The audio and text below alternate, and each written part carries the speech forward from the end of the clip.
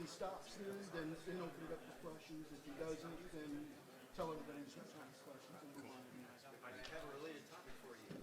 Richard and I were talking about getting the placard up on the podium as well as time stamps. That would probably be best for the session chair for each track. Okay. So please be the one to pull the plug on the time anyway, so you'll be keeping track of time anyway. So over here. Oh, yeah. Right. Anytime he walks into the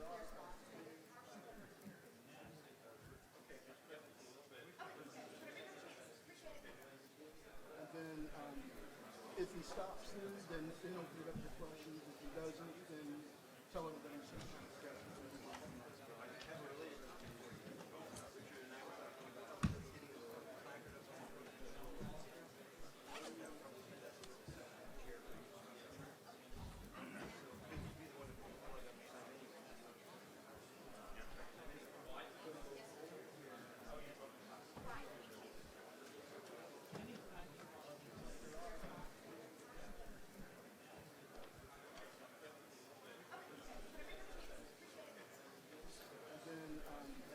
If he stops then open it up to questions. If he doesn't, then tell everybody to start asking questions and move on to the next.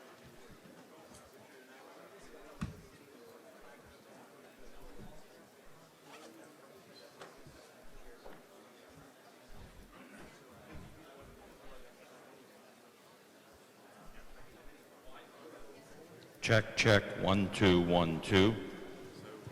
One of the schools, there's multiple speakers. It was like, It's probably Cheryl Bishop. no, it was, I'll show you. If he stops then open it up to Yeah, I got my, if he doesn't, then tell everybody to start asking questions. I think it's actually right back. We got, Check, check. Here it is.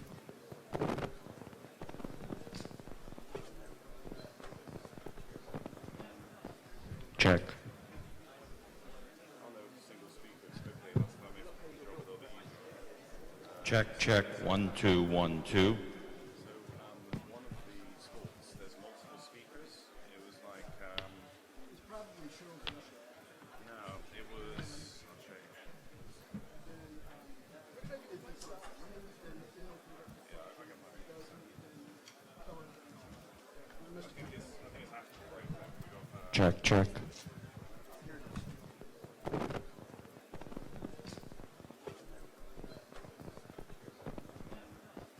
Check. on those single speakers quickly, that's not maybe a little bit easier. Check, check, 1, 2, 1, 2. So, one of the schools, there's multiple speakers. It was like, It's probably Cheryl Bishop. no, it was, I'll show you. If he stops then open it up to Yeah, I got my, if he doesn't, then tell everybody to start asking questions. I think it's actually right back. We got, Check, check. Here it is.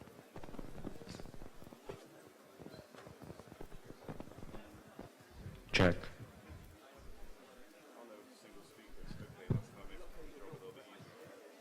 Check, check, 1, 2, 1, 2. So, one of the schools, there's multiple speakers.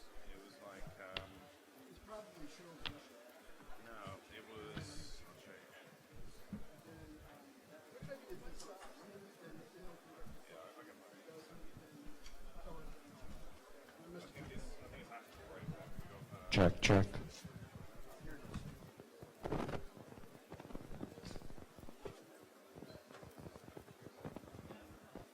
Check.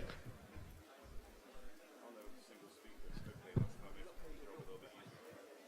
Check, check, 1, 2, 1, 2. So, one of the schools, there's multiple speakers. It was like, It's probably Cheryl Bishop. no, it was, I'll show you. If he stops then open it up to Yeah, I got my, if he doesn't, then tell everybody to start asking questions. I think it's actually right back. We got, Check, check. Here it is.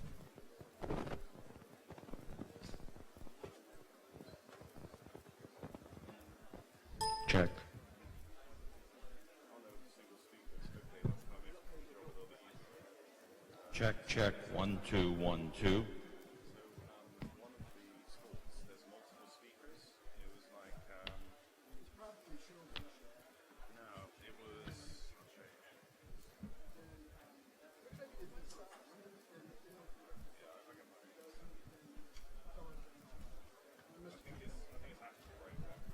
Check, check.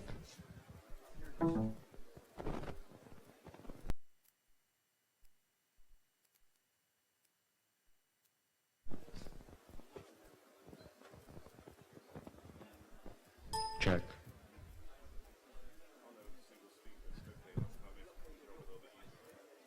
Check, check, 1, 2, 1, 2. One of the schools, there's multiple speakers. It was like, no, it was, Check, check.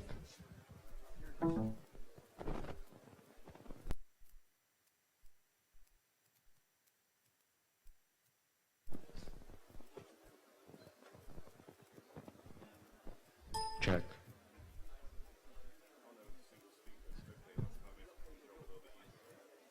Check, check, 1, 2, 1, 2. one of the schools, there's multiple speakers. It was like, no, it was, Check, check.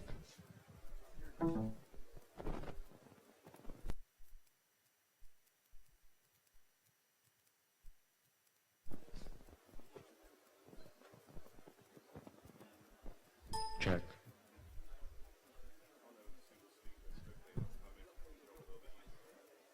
Check, check, 1, 2, 1, 2. one of the schools, there's multiple speakers.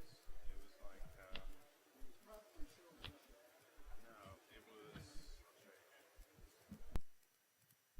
Check, check.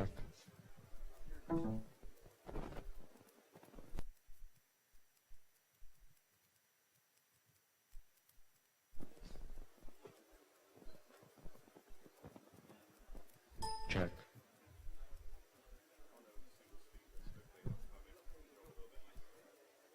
Check, check, 1, 2, 1, 2. one of the schools, there's multiple speakers. It was like, no,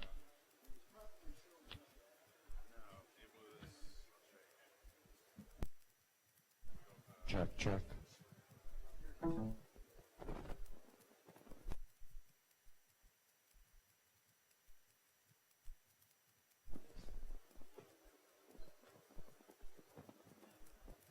Check.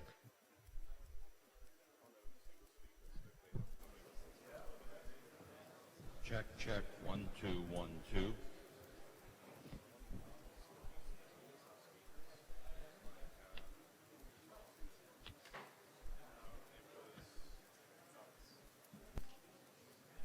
Check, check.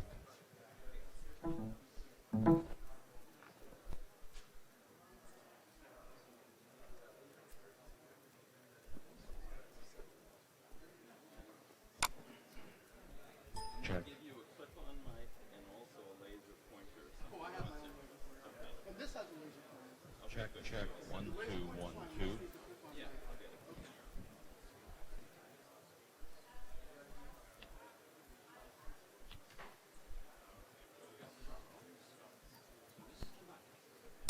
Check, check.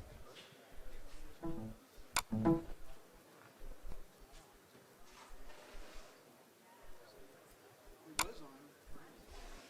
Testing. Now they turned it off.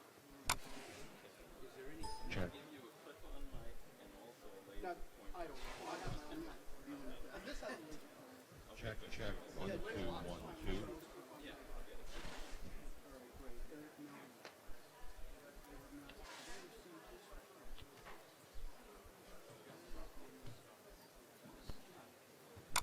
Check, check.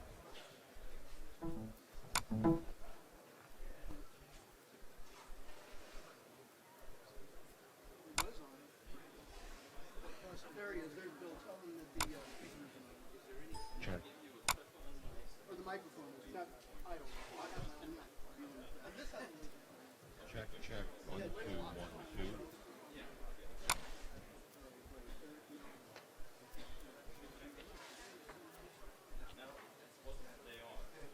Yeah, it isn't doing anything. It's speaking. Check, check. Oh, okay. You have to power it on. Check, 1, 2. That works. Okay. Maybe it shut itself. Shoving it down in there may do it. Oh, well, we're going to get a lapel mic a little bit anyway. Check, check. 1, 2, 1, 2.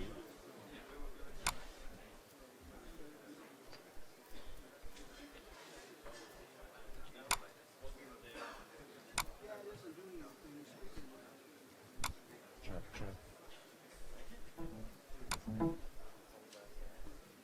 Oh, okay, you have to power it on. Check, check. 1, 2. Okay. Maybe it shut itself. Shoving it down in there. Oh, well, we're going to get a lapel mic a little bit anyway. He said he could text, and I don't know if he send me the slides, because his was the last minute thing, because, he had to wait till yesterday to get down, so I couldn't get down. Check, check. Oh, okay, you have to power it on. Check, check. 1, 2. Okay. Maybe it shut itself. Shoving it down in there. Oh, well, we're going to get a lapel mic. He said he could text, and I don't know if he send me the slides, because his was the last minute thing, because, we're about ready.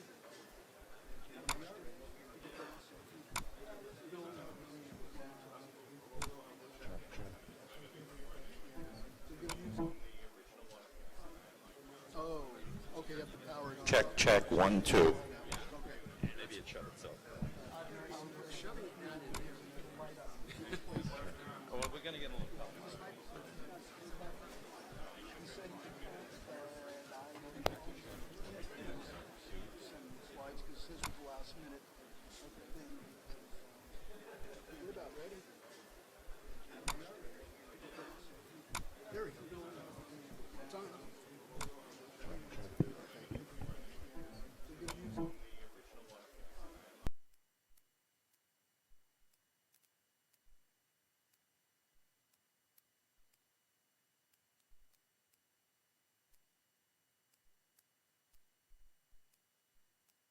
The mid-August heat in Dallas. I know it's a little bit overwhelming.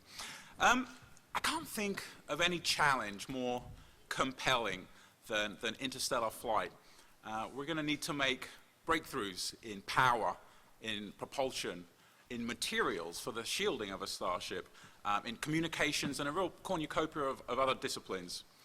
Not only that, but we're going to need to demonstrate a willingness, a commitment to a multi-decadal project, and a willingness to invest the money. But I believe that the rewards will be abundant as we ultimately move toward becoming a multi-solar system civilization. That's very much what Starship Congress is about. It's about bringing together the interstellar community. It's about bringing together the leaders of the various organizations of the interstellar community.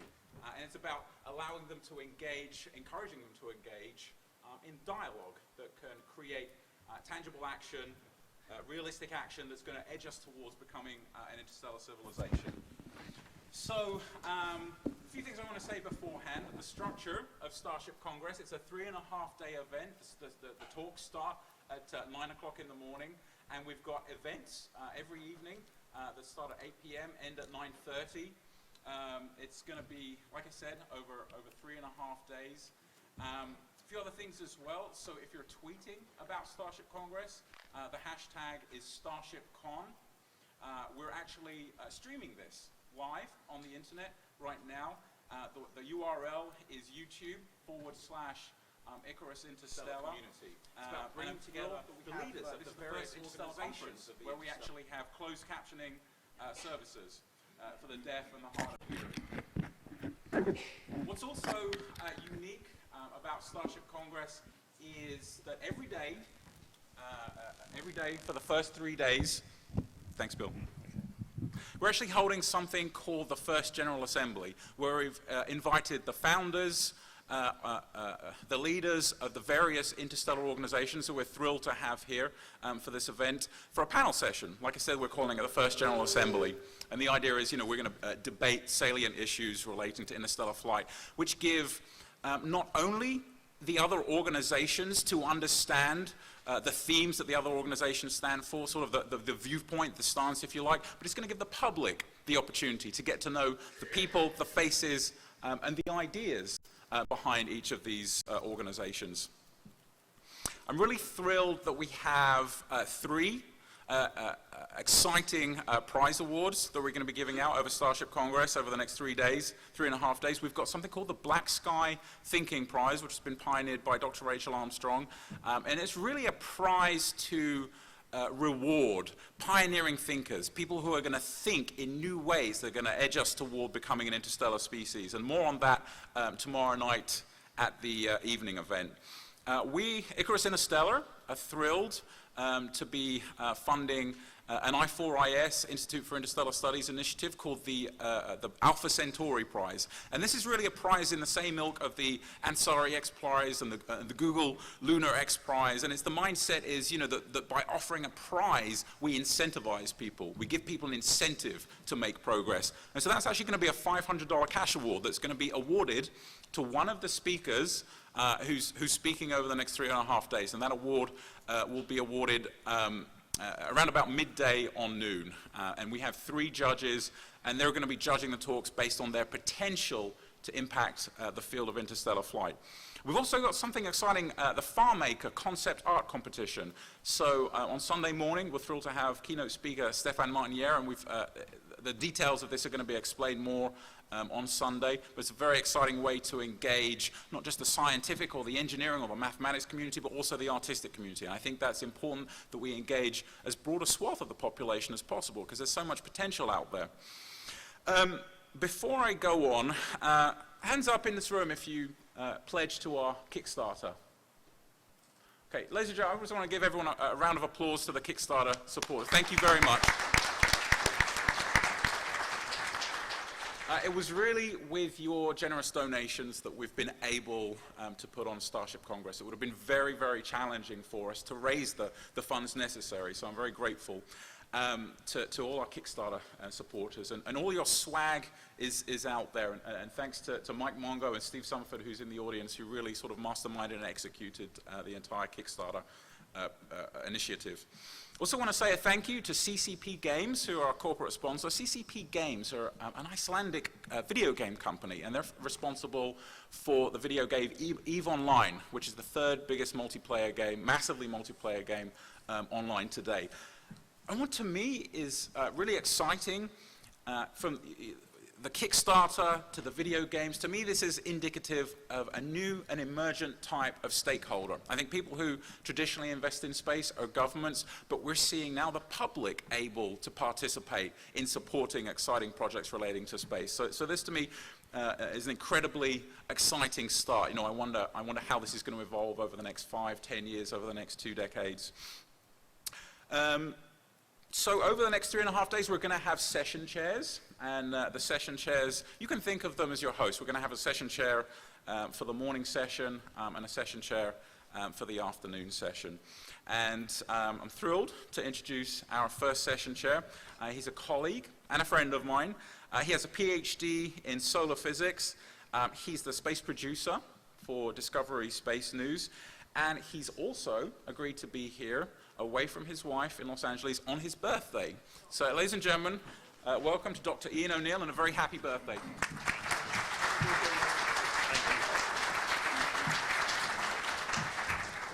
Hi, thank you, Rich, and I just wanted to extend the congratulations about the Kickstarter campaign, because that was one hell of an achievement, not only getting the funds, but also getting extra funds, which was amazing. So looking forward to this conference.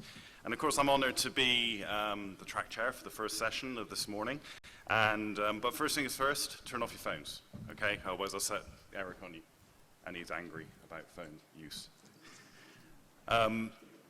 Okay, as already Rich said, I'm the space producer for Discovery News, and I've worked very closely with Icarus Interstellar for some time, in fact for about 3 or 4 years now.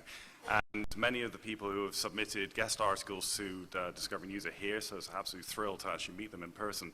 And if there's one thing our readers love, it is interstellar studies. And sometimes it gets criticized for being a little bit too science fiction-y, a little bit too Star Trek, but these actually have valid technological advances in the current world. And that's why I'm proud to be chairing this morning's session. It's about the interstellar now, so it's technologies that are conceivable today, and it's titled Beam Energy and Solar Cells. You've probably heard a lot about solar cells, so I'm looking forward to hearing some of the talks. Our presentations this morning, our keynote speaker will be speaking for 45 minutes, or 40 minutes plus 5 minutes of questions at the end. If we run out of time for questions, I'll probably call it short, but we're going to be fairly strict on timing this morning. The speakers after the keynote are going to be 25 minutes long, or 20 minutes and a 5-minute session for questions and answers after. Our first speaker today, our keynote, we're very proud to have Dr. James Benford with us. He is the president of Microwave Sciences Incorporated, and he's speaking about sail ships.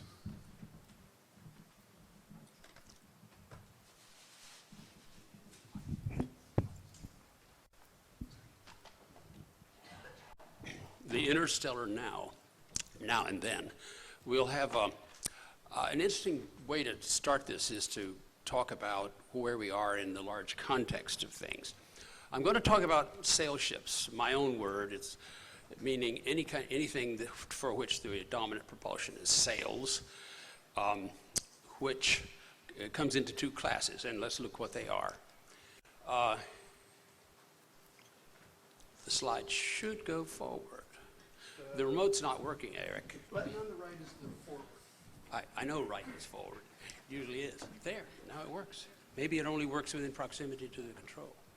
I know. Oh, you have to be within 33 feet. 33 feet. Yeah. Okay. Let's see if that's true. I read the instructions. Yes, it's There true. you go. Okay. I decided to start with the big picture. And we'll go from the top down. My point to start this is to use a talk about is where that we are in the large context. The solar sails and beam-driven sails I'm going to talk about sail today ships are the only way we know physics on how to get to interstellar velocities. This, you can see, is a graph of V over C up to the speed of light here, beta of 1, all the way down to 10 to the minus 5. If you went down another 4 orders of magnitude, you'd get to walking speed, which is where we started. And all of human history brought us to the highest human velocity, Apollo, here, 3 times 10 to the minus 5, and the 10 to the minus 5 C, that is. And then you see these are real devices, New Horizons, going out to Pluto, and the Helios, which is the fastest velocity a human object has reached thus far. Everything else on there, all the dots, are concept studies and active experiments like Vasimir. The point here is that to get to interstellar velocities way up here, we have to go through orders of magnitude improvement over the technologies we have today. So we're going to have to think big, and the sails I'm talking about started with solar sails, which are now reaching their realization in space, and beam-driven sails, which have been proposed for some years, leading especially with Bob Forward's work of 30 years ago. Now, Bussard and his interstellar ramjets are another way to reach high velocities, but unfortunately, it uses in-space propulsion. That is, it gobbles up the interstellar medium. And we happen to be in a very low-density region due to a supernova some tens of millions of years ago. So ramjets aren't actually going to work in our territory. And even Bussard, when I talked to him about it, admitted that he knew that there were actually the densities he needed exist only in globular clusters, and there aren't any of them nearby. The next line, the next two lines are rockets. Chemical rockets have done well for us. And we have pushed them about as far as they're going to go. Ion rockets were promised to get further. In nuclear rockets, we already developed fission rockets 40 years ago, the Russians in the Soviet Union and here in the United States, and then haven't used them. They're in mothballs. But they won't take us to the kind of velocities we're going to need, although they will be quite adequate for the development of the solar system. The nuclear rockets continue to To make a rocket go faster, you have to get to a higher temperature in the working fluid, and so fusion is the next objective. We don't know how to do fusion yet. I spent 2 decades of my life working on fusion, starting in 1965, so I can tell you, I think we're still a long way off. For rockets, we don't, therefore, have the necessary technology because we haven't got the fusion yet. Beyond that is antimatter rockets, which suffers not only from a very difficult design problem, but the absence of the fuel. So the only thing that's left standing to do in the near term, I would contend, in other words, are the sail ships, and I would say that I think that sail ships are going to be the first starships because we know how to do it, and I'll go into some detail about that. Now, this is a day about the near term. I'm going to talk about experiments. I'm an experimentalist, and I'm going to spend most of my time talking about things we've already done that have shown that this is a viable concept. So let's then move on to one basic fact everybody should know. The kinetic energy of an object going at 3.75% of C is equivalent to a hydrogen bomb in terms of energy content. H-bombs run at about 1 megaton explosive power per ton of a nuclear weapon. That energy level is equivalent to going at about 4% of C. Anything faster than that is more energetic. There's a tremendous amount of energy involved in interstellar travel, and the implication of that is that you want to get the mass as low as possible. You do not want to have too much energy, and rather than having a 100,000-ton Starship, as some people have imagined, how about something like tons in single digits? It would be a lot more credible and a lot less energetic. Now, the basic physics we all know, right? Here's a graph of Newton versus Einstein. The blue line here is Newtonian velocity, energy as a function of speed of light. Here's beta out to 1. That's the velocity of light. As Einstein showed, it diverges at, in relativistic kinematics, diverges at gamma equals, beta equals 1. And so above a half the speed of light, which you would like to get to, you have to take account of relativity. But as I said, the amount of energy involved is enormous in going at such speeds. Now I come, as I said in La Jolla 3 months ago, I come not to bury rockets, but to praise them. They have done great things for us. We wouldn't be out in space at all if it weren't for rockets. But we have to understand that they're very large, they're very expensive, they're very payload inefficient. The Apollo system shown here, which of course was manned, had a 3% payload fraction. Sail ships could exceed 10% in payload fraction, and that is an enormous improvement, especially since the amount of mass is inherently lower anyway. This, as you see, is Apollo compared to Daedalus, the design of 35 years ago, and that's an unmanned, uncrewed, we say it these days, uncrewed Starship with quite a large payload, but a small payload fraction. That's the way rockets work. The sails, on the other hand, are another matter. Now, Les Johnson is going to give you a detailed account of solar sails right after this, and this is an illustration of the sail that the U.S. is going to put up into space, hopefully next year, in a very useful mission, which he will describe. It's called Sunjammer, after the Arthur C. Clarke short story. The basic thing you would do with sails to get to, solar sails, to get to very high speeds, is to do what is called a sundiver maneuver. And it's basically this: plunge down toward the sun and get a big kick from doing getting solar fluence to a very high value to kick you out of the solar system. And you do that by first countering the orbital velocity of Earth, 30 kilometers a second, so that you're essentially standing and then fall toward the sun, whip around the sun, the sail going edgewise or protected by some object, and then the sail reveals itself, the sun hits it and blows it out of the solar system. Now, several people have looked at this conceptually, and it's certainly possible to get up above 100 kilometers a second that way. Now, that's a lot of speed, because most of the probes we've got run at the order of 10 kilometers a second. So it's a big improvement. And this is a simulation, a trajectory calculation by our good friend Lou Friedman, showing the Sundiver mission as it expels outward. And you get to fairly high speeds if you can bear to get close enough to the sun, which is shown here as 0.15 AU.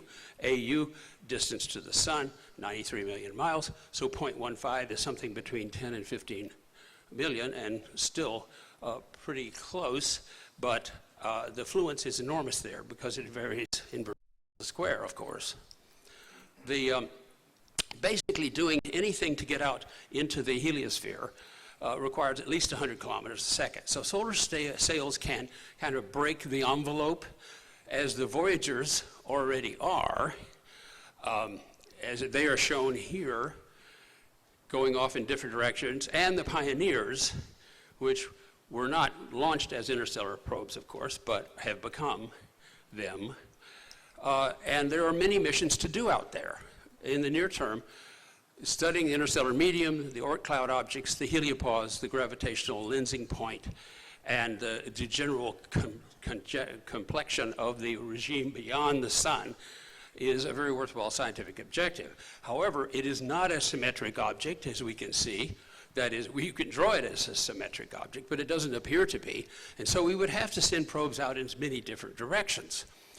If we do that, we need a lot of probes, and at the cost of rockets like New Horizons, that's really prohibitive. But sails have a terrific advantage in that they're inherently a much cheaper way to go.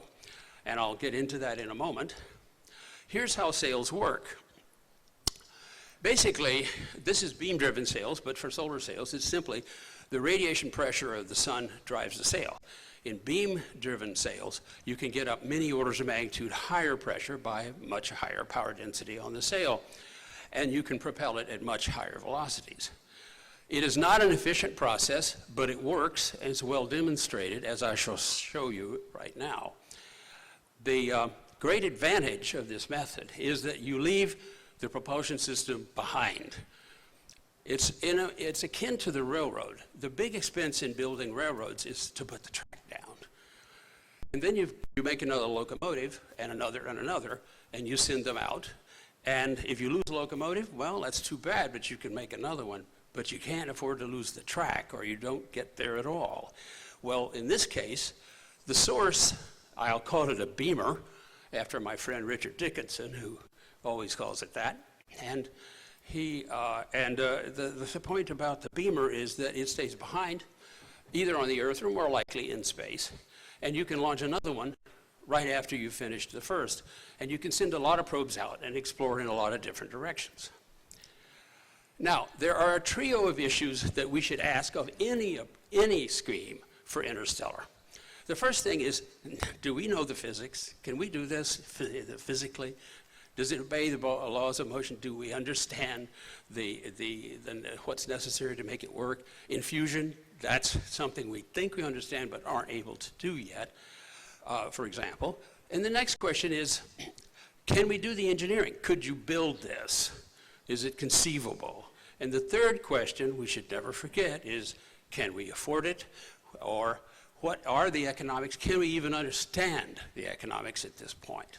So those are the three criteria. They're the criteria that we use in a lot of engineering programs and development programs. And I would say that for beam-driven sails, we have good answers for all of these, especially the physics.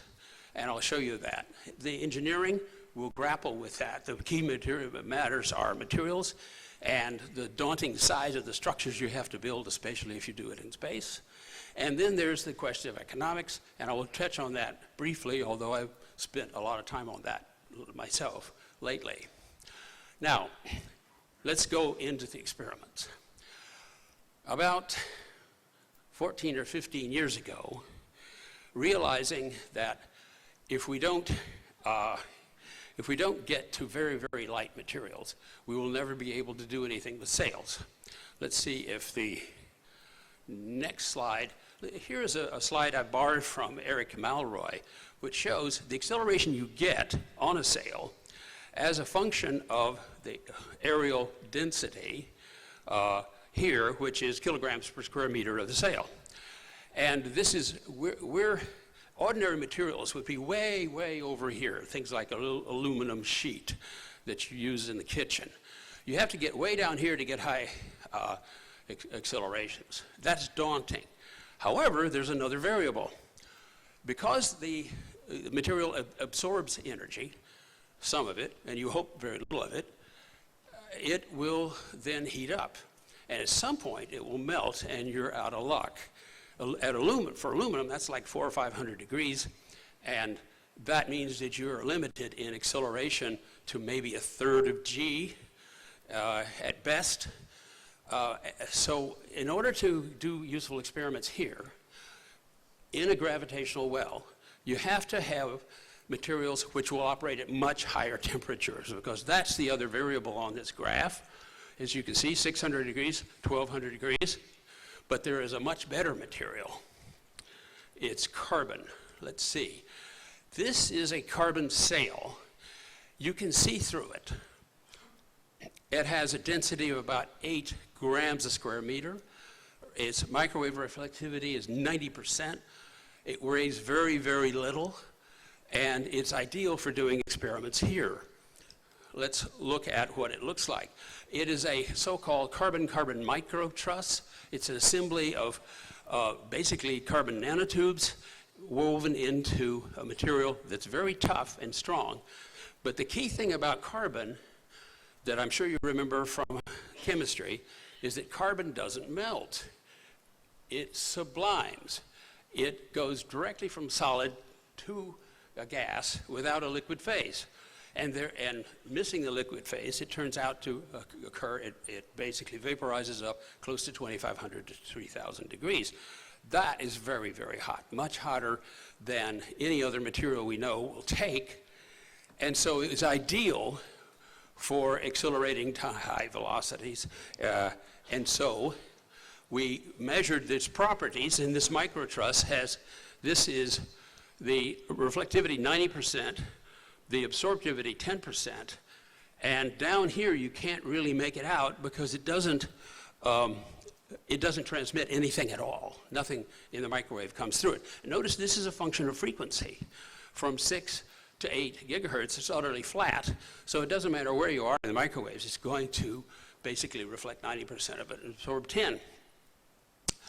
So we did experiments. Now, why do we need high acceleration? Because we are already under acceleration. We're all of us right under 1g acceleration right now. And in order to be able to lift something, you have to get 1g just to lift it off, and then if you want to fly it, you have to go to higher accelerations. We got up to 10 g's in these experiments. So they really flew, and they survived. Here's what the experiment was like. We had a microwave system. This is a klystron, and you can see over here the feed through into the vacuum chamber, the diameter of the chamber, transmit anything. It's a steady source, not a pulse source, comes through it. Notice this is a function of frequency. Circular from chamber, which in this distorted view looks elliptical. You could walk around in it, but it's not a very good walk. And it goes down to a very, very low temperature. The apparatus inside the chamber looks like this. There's a tapered waveguide coming up out of the entrance over here, folds, and you put your sail here, and you basically run it up to keep alignment, make this a 1D experiment, not 2. There is a carbon fiber hanging down from the top, and the sail room is pushed up the fiber, and when the power goes off, it can fly back down, so to speak. It can fall back. The wavelength was about 3 centimeters, in other words, a little over an inch. And the pulse duration, we typically worked in 0.2 of a second. That's typically all it did.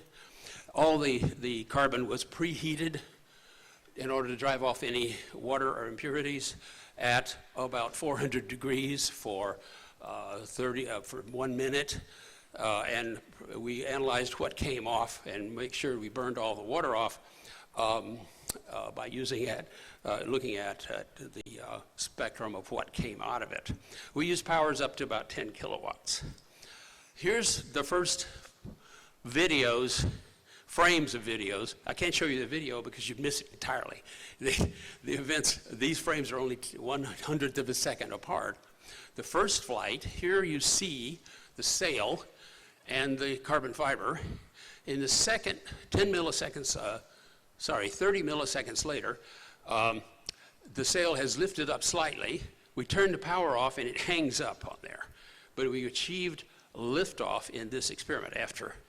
It's easy when you show just the results. It really took us a week to get this thing to go. Here's the second flight in which we hit it much harder. There it is, suspended above the waveguide. It starts to heat up in the visible, radiating power away, and it's at this point just beginning to move, and now it's tilted for some reason, and it started to move vertically, and in the next 30 millisecond interval, it's gone. It bounced off the ceiling. We fired a number of sails. They survived is the important thing. Here's what a sail looks like undamaged after the flight. You can see close up that you don't see it burned, you don't see it curled up, you don't see the effects of heating because it actually didn't get all that hot for it. And so we worked up to about 2,500 degrees, between 1,800 and 2,500 degrees, and at that level, in a short time, you don't do any damage. Now, that's the first question. Can you fly it? Because you can't fly it, the game's over. Second question, can you get it to stay on the beam? Is it going to be stable? After all, it doesn't have another form of propulsion. It has to stay on that beam. Now, when you're sailing a sail ship on the ocean, you don't have to worry about the distribution of the wind. If it's either with you or it's not, and if it is, you tack against that. But on a beam of finite width, you've got to make sure that the sail stays on the beam or vice versa. Now, we know that parachute sails are going to be stable because we know that parachutes are stable. The center of force, the beam is applied up here. In the case of a real parachute, this is where the air hits the parachute, and the center of mass is below it. Parachutes don't tend to flip over because they're inherently stable. On the other hand, we know rockets do flip over because they're inherently unstable. The center of force is at the bottom, the center of mass is above it. And if you've seen rocket failure movies, typically the rocket starts to fall over and tumble, as happened in a proton booster in Russia about 7 weeks ago, as I recall. It was quite spectacular, and it still happens to rockets. Now, I hope you can see this fairly clearly, but there's a fundamental reason why beams, that sails will stay on beams. Now, the real problem is not that the sail is suddenly going to be jiggering around and moving a lot. It's that the beam is, because the beam has to point very precisely at the sail, and it's going to have a jitter in it. You want to make sure the sail will follow that jitter. And it does that in this shape, if you can make it out. This is the cross-section of a cone. If the beam is on the cone, centered on the sail, everything's fine. If the beam moves off to the side, let's say to the left, it produces a larger force here which causes the sail to follow it.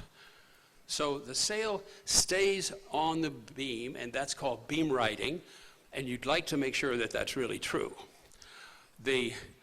Okay, Eric, we come to our first challenge. Here's the video of a simulation of a beam, of a sail moving on a beam, staying on a beam, as the beam jitters.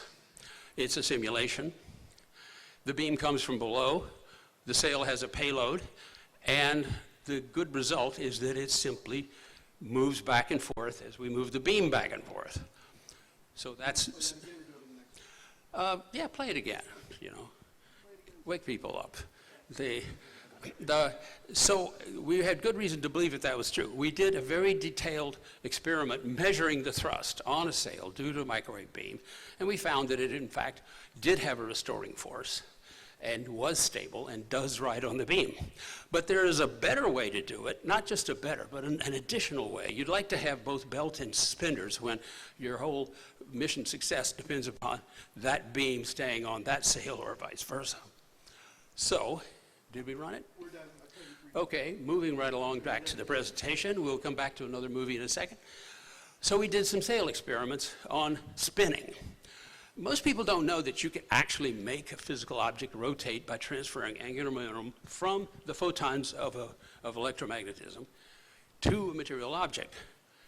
But you can, because beams can have not only linear momentum, which is what propels a sail, but angular momentum, because it's circularly polarized. And if you can do that, if you've got circular polarization, which is trivial, then you can actually rotate an object if it's light enough to move. There are several criteria. The wavelength should be on the scale of the object, or perturbations in the shape of the object is the more likely case. So that means that lasers aren't going to be very good at it, because their wavelength is so short that there aren't any objects shorter than that, and certainly not any sails. So here's what we did. We took the same vacuum chamber and we put a sail in place so that we could hit it not hard, just 50 watts, and spin it with angular momentum. Now we tried several shapes. We tried cones, we tried what we call a roof, we tried discs, and we found a lot of things. These do not behave in the same way as each other. The best one is the cone. Let's look at the cone. Next movie, Eric. That's a conical beam rider we used. I brought it with me. It's over here. Later on, you can come and look at it. That's the beam rider we used in this movie. It weighs 20 milligrams per square meter. Okay, it should start to spin now. Turn the power on, it begins to spin. It's suspended on a carbon fiber you can't see. It's too thin. And it gets faster and faster and faster. It's increasing the torsion on the fiber, and so you may begin to wonder, what happens when the torsion gets too high? Well, that's when we turn the power off. And then it'll spin back the other way. And we did a lot of these experiments. They're fun. They're fun. So it spins up, it's getting harder and harder to turn, and now we turn the power off and it goes back the other way. So we got a lot of these movies. The roof is really dramatic because you get discharges off the edges of the roof, little flares. Okay, Eric, I think we can go back to the dull part of the talk. And back to, okay, conical beam rider, we saw that movie. Now, you would also be able to use, if you put a sail out in space, it's big, it's 100 meters, perhaps a kilometer in diameter. How do you deploy such a diaphanous thing in space when anything you do is going to perturb it? Spin is a great idea. This was a concept that JPL came up with for how you could automatically deploy a sail by using spin. So my brother and I decided to try to do simulations and experiments on various kinds of deployment. We used elasticity, which means if you roll this stuff up in a cylinder and let it go, it'll roll back out again because it has a built-in potential energy you put into it by rolling it up. We tried electrostatics. That works pretty well too, but you don't actually want to put a charge on it. You put a charge on it, and the charges repel each other and unfold the sail. That works too, but it's not particularly attractive. But the one we really liked was spin. So I want to now go to a spin simulation. Let me tell you what this simulation is. It runs pretty fast. The guys who did the simulation said, let's start with a planar sail. Let's let it fall into a collapsed state, and then turn on the spin, and then watch it unfold. And it's quick, so watch. Next movie, Eric. And that'll be this. That's the first frame. It'll be video 3. There you go. Okay, we're going to have to run this one again. It's fast. So you see it starts out planar.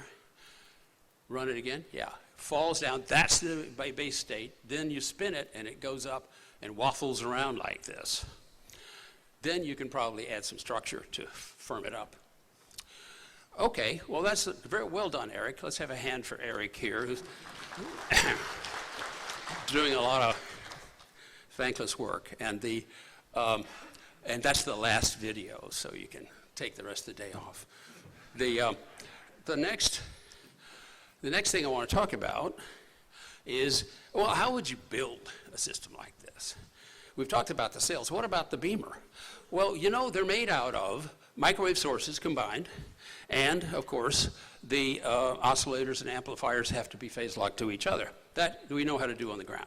In space, it's another matter, and I want to point out the work of Hoyt of Tethers Unlimited in inventing Spider Fab, which is a spider which would deploy kilometer-scale apertures such as sails or the aperture of the beamer itself in orbit, and he's working on this for NASA. Of course, it points out the need for robotics in space. Now, I want to deal quickly with cost. You can show that there is a minimum cost for such a beamer if you make the cost of the antenna here equal to the cost of the power there at this point. That's the minimum cost. And you introduce economies of scale, meaning producing many units, because we know what the economy of scale factor is for microwave devices, microwave sources, and for antennas. They happen to have the same scale factor as each other.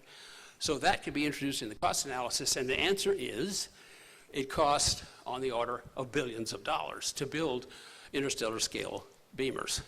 And it scales like kinetic energy over frequency times sail diameter, so you need larger sails, lower mass sails, and higher frequencies, preferably above 100 gigahertz. So the more important thing to do is to reduce the cost of power rather than the cost of the area. That comes out of this analysis. So the cost of power in space, of getting electricity for the beamer, is the most important factor that we need to work on. I wanted to point out that you can also, let's talk about near-term missions. One thing you can do is you can have a beamer on Earth that will loft stuff from low Earth orbit to higher orbit to even interplanetary trajectories. I don't know if you can see very well in the glare here, but this is a graphic showing such a boost that my brother and his student Nielsen did some years ago and showed that it's energetically quite possible. And there's a resonance effect, so you can hit it at just the right time and get a big boost in orbit.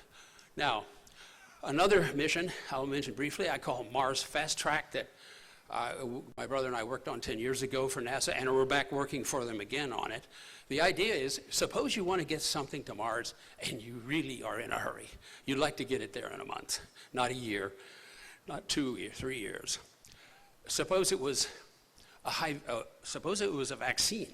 Suppose it was a computer chip you couldn't produce by 3D printing, even late in this century. Or suppose it was a winning lottery ticket in the Mars lottery. Whatever it is, you have to get it there quickly. And if you're Elon Musk, it might be him. So what do you do? Here are a set of numbers on what you do. You have a beamer from Earth, hit this very hard for 6 hours. It coasts the rest of the way at 150 kilometers a second. When you arrive at Mars, you just happen to have another beamer there, and it slows it down. You jettison the sail.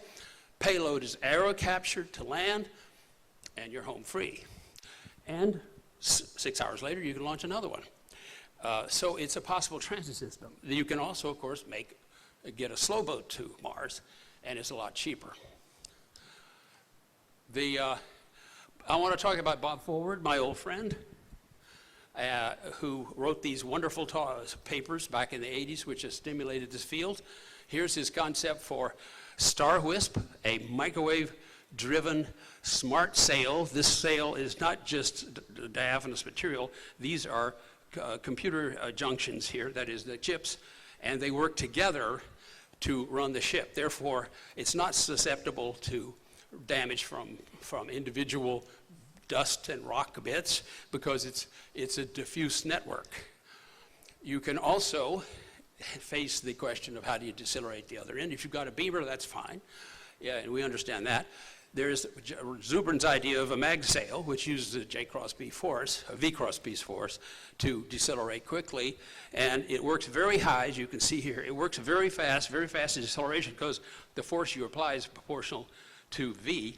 So it's very fast at first. So down here, it straggles out. It takes about a year to slow down. This is for interstellar velocities.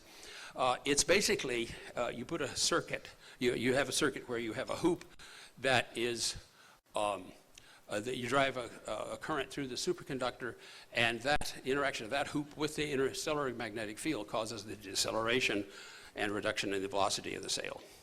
Here's his scheme, Bob Forward's scheme for taking the scale apart and doing this with it.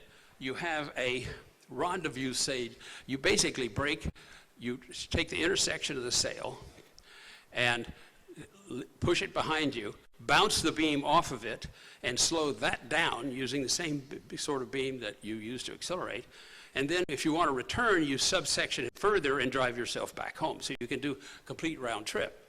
This requires an accuracy in pointing the beam that is 3 orders of magnitude better than the best we have ever done.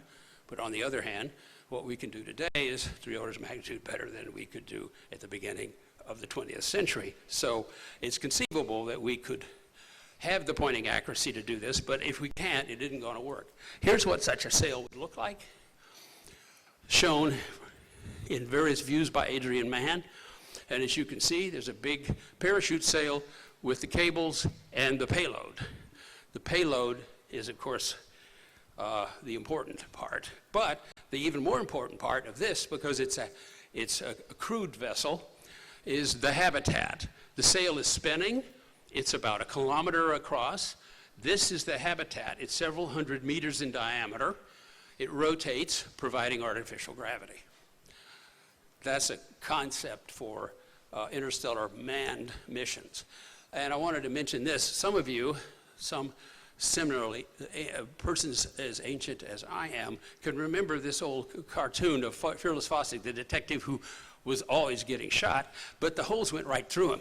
That's what happens to interstellar sails. As James Early showed, if you have a 1 micron piece of dust, which is the most dominant size, it produces a 1.5 micron hole in a sail because it happens so fast.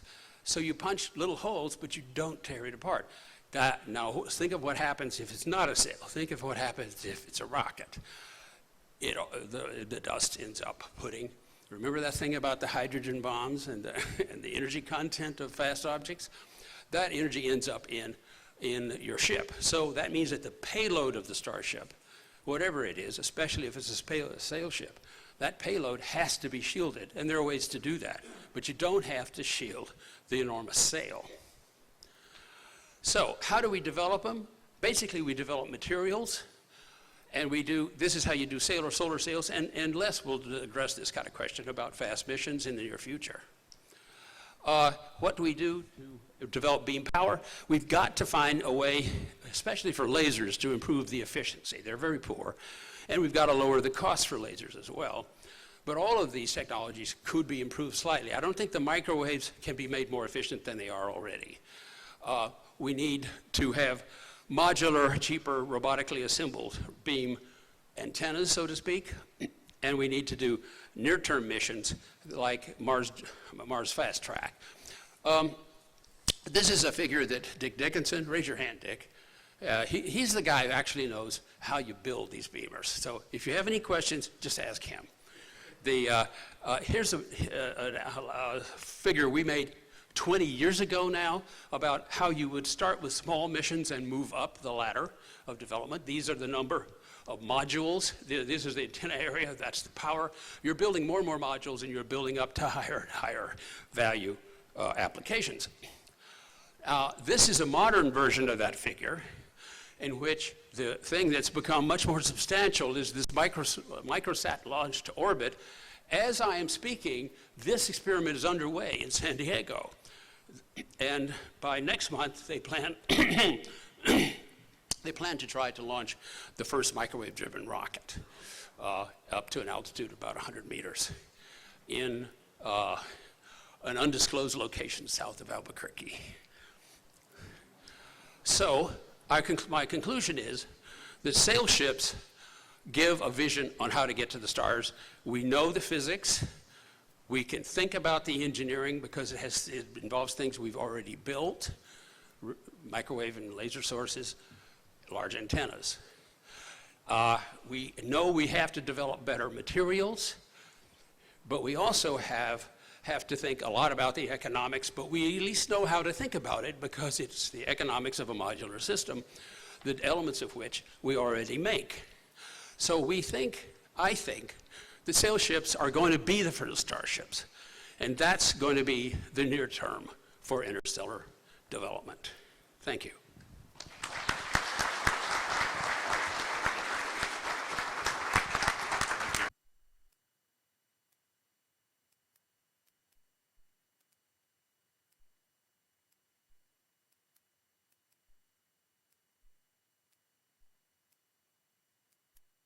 Is there a microphone?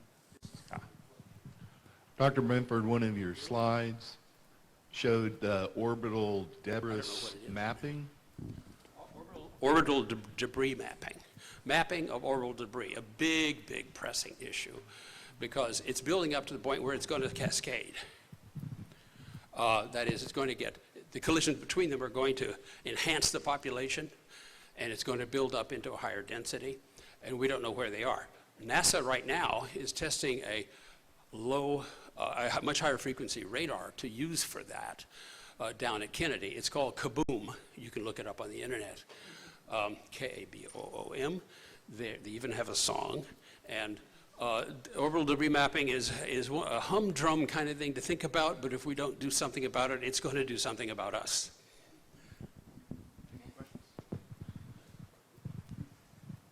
Oh, just here again. Jim, I had one quick question on your angular momentum transfer. Sorry, just A here. quick question on You're your angular momentum transfer. Were you just using right and left circularly polarized microwaves? Circularly polarized, yes. Right, and we tried it unpolarized too, just to make sure, that it didn't rotate when it wasn't polarized, and it didn't. And we turned the polarization the other way around, see if the sail would go back the other way. That worked too. I mean, the physics is straightforward.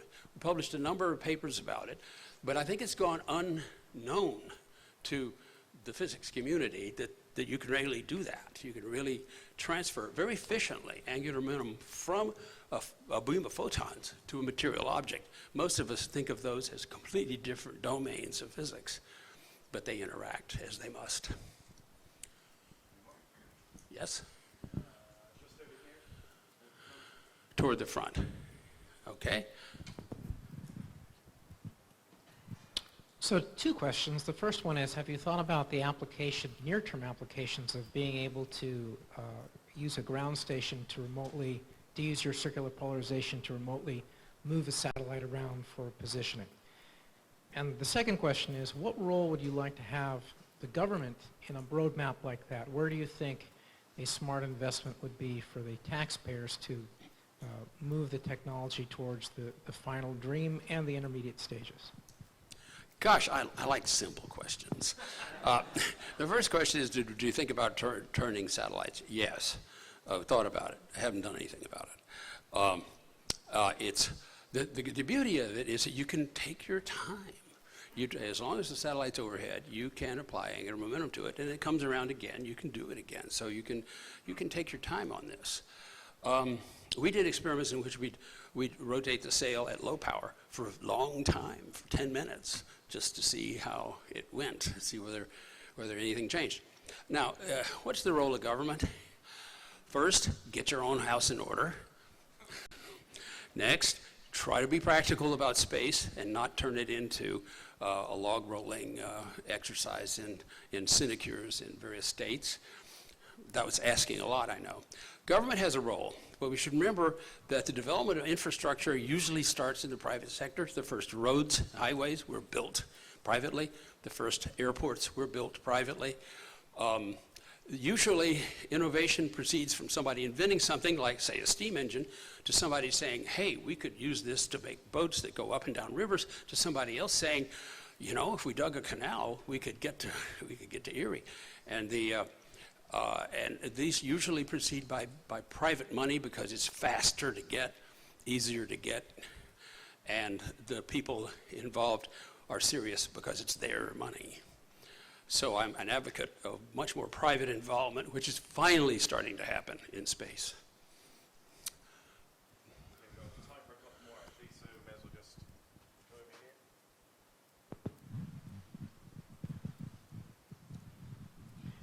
here. Should we try to use our technology with the upcoming Mars exploration programs to get support to develop the technology, to develop the experience to move forward on the solar sail technology?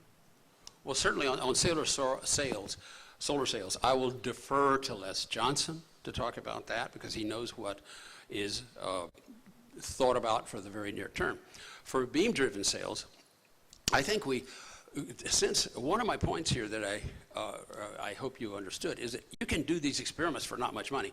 All experiments have been done to date are done for $500,000. You can do a lot of experiments in the laboratory that answer fundamental questions like what's actually the best shape and what is the best material for a sail, and things like that can be addressed experimentally in the lab now, that is what we should do before we go into space with sails. But I think that we're going to see in the Sunjammer the beginning of understanding how sails really work in space, and there's nothing like the real world to tell you. Nature will tell you the answer if you'll ask the question correctly, and that's what we ought to be doing. I'm in favor of doing experiments. There's far too many concepts and far too little data. One more. Just over here to your Yeah, I've got a quick question regarding the carbon fiber mat. Do you control the lattice structure at all during that, or was it just Do we control the what? lattice structure of the mat itself? Not really. It's just kind of piled on, and then there's a word for it, but I've forgotten it. It's annealed together to make the elements fuse. So there's a continuous conductor, and they are connected to each other electrically. So was your density distributed evenly, or were you uneven during your distribution? Oh, it was generally, on average, it was evil. It was uniform. We didn't want to make anything uniform. Now, Tim Knowles, who developed this technology, has gone on to make very sophisticated structures out of these so that they're now used commercially in cathodes in microwave source generation, and you can actually buy this integrated into a product for small microwave sources. And there the cathodes are structured in fine detail during assembly. So it can be done. last question, we have actually got 5 minutes, so last question is one over here. Dr. Benefit, I was wondering, this might be a preposterous idea, but I think this is a great context for just that type of question. I'll take that in a good sense. So when we're talking about changing the shape of the sail, is there that opportunity or chance as well to change the shape of the beam? Could we be talking about kind of spiral vortices as a potential propulsion pathway, if you like? Well, I don't know what the vortex would do for you. If you don't need a vortex to make the beams to make the sail spin. We've already done that with a non-structured beam. Certainly you can generate a beam that is in the shape of a vortex or a pigtail going out, but I don't know what it does for you. It means that any given place on the sail, you'll feel power, then you won't, then you will, then you won't, and I don't know why that's an advantage, but it could be, I could imagine, that Genta has shown that there are several instability modes that you have to worry about when you have a vibrating structure, because sails will always vibrate, and it's at a constellation of frequencies, fundamental and higher frequencies. and that some of those might be unstable, and you could use the structure of the beam to try to damp those oscillations. That's one possibility that's been suggested now that you mention it. Thank you. I haven't thought about that in a long time. Well, can we have a question from Vince? Ask Vince. You want another one? That's Vince Teofilo, yeah. Oh, I've that's known your him for keynote. 30 years. Okay. You go for it, you go for it. If it's Okay. quick. What does Vince want to know? Jim, what's the prospects of getting NASA funding for a small parachute deployment experiment in space with beams pushing? Let's talk about that after Les's talk, because I think, not that less is more, but rather that there's a, he knows the inner workings of the vast structure of NASA more than I do. Thank you.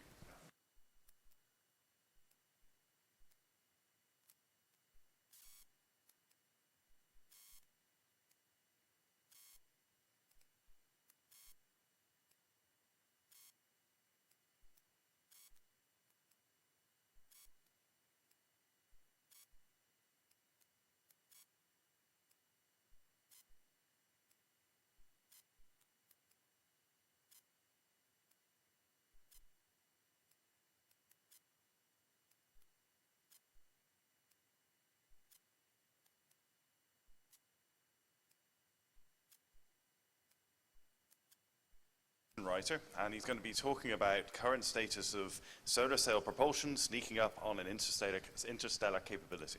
Over to you, Les. Very good, thank you. Well, good morning, and it's hard for me to use a mic because my voice projects, and if I blow out the speakers, I apologize in advance. My name is Les Johnson. I do work for NASA at the Marshall Space Flight Center, where I'm the Deputy Manager of the Advanced Concepts Office. But I'm here on my own time this weekend. I'm not here representing NASA. And they insist I tell you that so that you won't think that I'm giving some kind of an official NASA policy position if you catch me at a weak moment and I give my honest personal opinion. I'm also the chairman of the Tennessee Valley Interstellar Workshop, and we have a table outside to tell you a little bit about that. By way of background with interstellar travel and propulsion, I had the privilege in the early 2000s of having the coolest job title in NASA, I think. I was for about 2 years the manager of interstellar propulsion technology research. And that's where I first met a great deal of the folks here in the room and connected and actually did some work with Jim Benford, among others. And most recently, I've been working on solar sails and been involved in NASA's solar sail work. Today, what I'm going to give you is an overview of what's going on in the world, as far as I know, with solar sail research, and how most of this community is developing this capability for near-term missions, but almost all of them are us. They dream of this being an interstellar capability in the future. And so as we're laying the groundwork for interstellar travel, you'll be pleased to know that there's a lot of active flight demonstration work as well as funded technology work around the world moving toward making solar sail technology a reality. So just by quick, brief review, and I know Jim went through this, but there's a little bit of the kinematics I think are bearing mentioning again. Solar sails work by reflecting light. The interesting quality about photons is, though they have no rest mass, they do have momentum. So you can think of them like BBs hitting a sheet, like air molecules hitting a sail. They hit the sail, they reflect off of it, they transfer momentum, and you get thrust. We've known this. We've demonstrated this in space many times. But there's something that's a little not intuitive when it comes to the near-term missions of solar sails that I tend to want to explain just because I want to get people on the same page as me. We tend to forget that the Earth is orbiting the sun. And anything we launch from the Earth, even if it's got a minimum energy difference from the Earth's orbital velocity, it's still orbiting the sun. And when you deploy a solar sail and direct the light so that it's reflecting from the sail, you will not just fly radially out of the solar system. You will spiral out of the solar system because you have this angular velocity.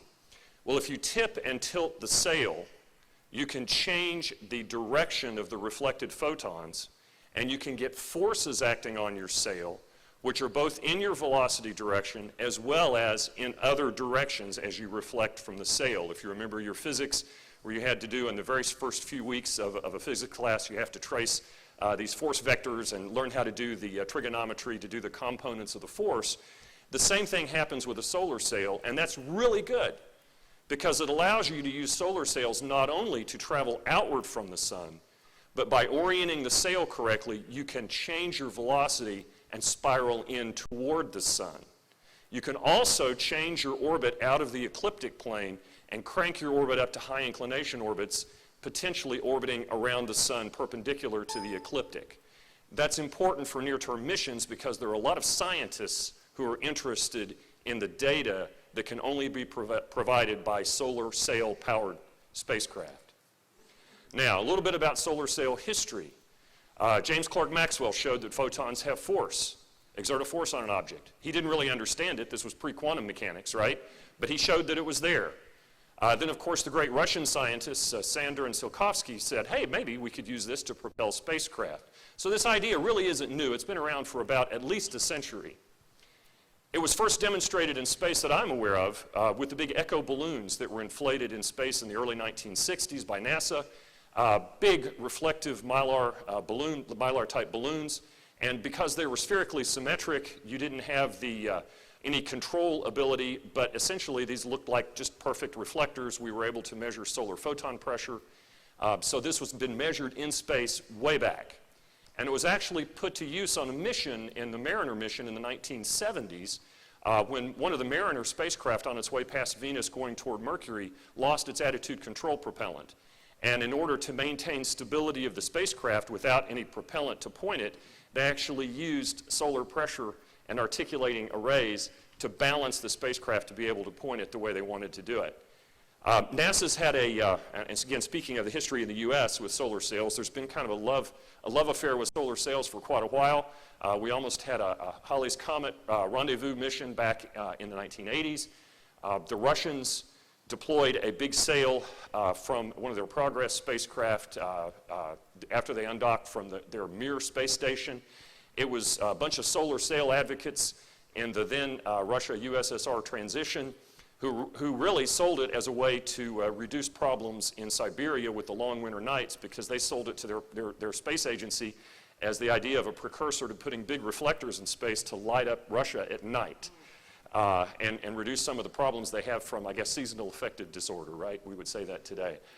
The Planetary Society funded privately some solar sails that unfortunately suffered launch failures. But then the breakthrough really happened in 2010. And I'll talk about this in a little bit more detail. The Japanese launched Icarus and demonstrated the first deep space interplanetary solar sail. Shortly thereafter, we at the Marshall Space Flight Center, working with Ames Research Center, launched NanoSail D, which was a small CubeSat-based sail deployment experiment. And the solar sail community really took off at that point. There are many players in this. I just recently attended the International Solar Sail Symposium in Glasgow, where the Japanese gave an update on their plans. This is a real picture, I'll show this again later, of the Icarus sail. It's 14 meters on a side. This was actually taken in flight by a small camera that was in essentially a little coffee can that they kicked off the main spacecraft and took pictures of themselves and then radioed that transmission back to the Earth so they could tell how they deployed, what it looked like. This is a picture of the team at Marshall who developed the CubeSat-sized solar sail, which sits folded up here, deploys to about 3.5 meters on a side. The Europeans, I'm a co-investigator on a European experiment called Inflate Sail that's going to fly in 2014, and NASA is going to launch its first large solar sail in 2014 as well. A little bit more about Icarus. Basically, they scooped us. They did a great job. This is a spin-stabilized solar sail. It was intended to be their flight validation for future missions. It worked really, really well. They actually measured solar photon acceleration in a controlled fashion with their ability to steer and control the sail. It is still flying in the inner solar system, sending data back to the Earth. For attitude control, there have been lots of proposals because in order to do this thrust vector control that I mentioned to you earlier, being able to tip and tilt the sail to change the angle with which the light reflects from the sail, we've tended to think mechanically and mechanical systems, changing the center of mass versus the center of pressure to be able to tip and tilt the sail. NASA's sail next year, the Sunjammer, working with Lagarde, is going to have tip vanes, little sails at the end of each of their booms that are going to articulate, change the reflection of the incident photons, and put a torque to tip or tilt the sail. The Japanese, no, they didn't have any of that mechanical stuff. They put electro-optic materials embedded in their sail They put a voltage across it, they change the reflectivity of that part of the sail, and they get the sail to have differential forces on part of it and tip and tilt. Really an elegant solution. Unfortunately, also made it heavy. They embedded some solar arrays in their sail to generate power, all great stuff, but this has an aerial density of about 300 grams per square meter, which is way too high to be a real practical solar sail. That's okay, it was a demonstration, and for the worldwide solar sail community, it was a much needed kick in the pants. Nothing like a good technology competition to get people motivated. Again, this is a picture of their sail. I think we're showing the PDF version of my presentation. If this were the PowerPoint version, you would see the incrementally distant pictures of it from the camera as it was flying away, and you would see the rotation of the sail. So even though it's a square sail, it was a rotational deployment, and the whole spacecraft is rotating. The NanoSail D really was born from the frustrations of a project cancellation. Back in the 2000s, NASA was developing large solar sails. We actually tested a sail 100 feet in diameter up at Plumbrook Station in Ohio, which is the world's largest vacuum chamber. These sails were ready to go for a flight demonstration in 2009, but repriorities within the agency canceled all that, and they were put on hold until recently when the funding resumed for these. But one of the ground demonstration sails that we tested at Plumbrook, we had all this really lightweight solar sail material left over and a little bit of money. What we did with that little bit of money is we cut up one of the quadrants of the big sail and turned it into NanoSail, which deployed from a 3U CubeSat there in the center. See the little the doors that opened and the booms that deployed. These were called track booms. Think of a reverse version of a measuring tape you get at Lowe's, where it deploys itself and pulls out the sail. So this sail was actually deployed in low Earth orbit. It was not a controlled spacecraft. It was really just to prove that you could deploy something this large and not have it get tangled up and shred itself as it deployed from a CubeSat. We actually have some proposals in to go fly a derivative of this sail, and I'll hear whether this was selected for funding in about 3 weeks. And if it is selected, it will be used on a 12U CubeSat, a larger version of this sail, to do reconnaissance of near-Earth asteroids.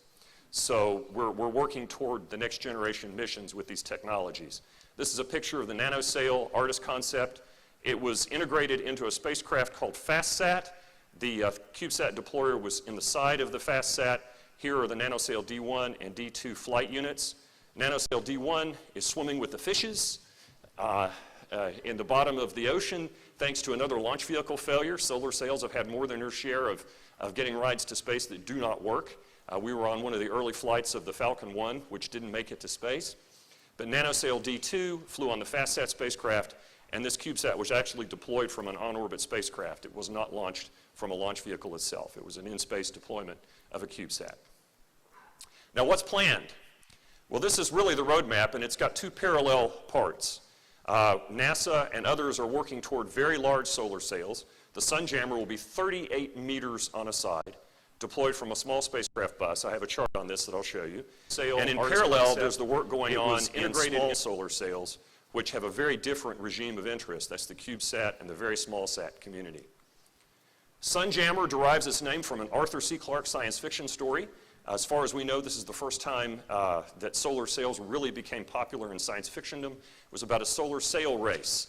And the Clarke estate has given permission to NASA and the Lagarde team to call their mission Sunjammer in honor of Arthur C. Clarke. The Sunjammer solar sail, here's a picture of it as it was deployed in Plumbrook, the deployments in the mid-2000s. This is about 20 meters on a side. For those of you who prefer English units, about 100 feet in diameter. These are inflatable booms.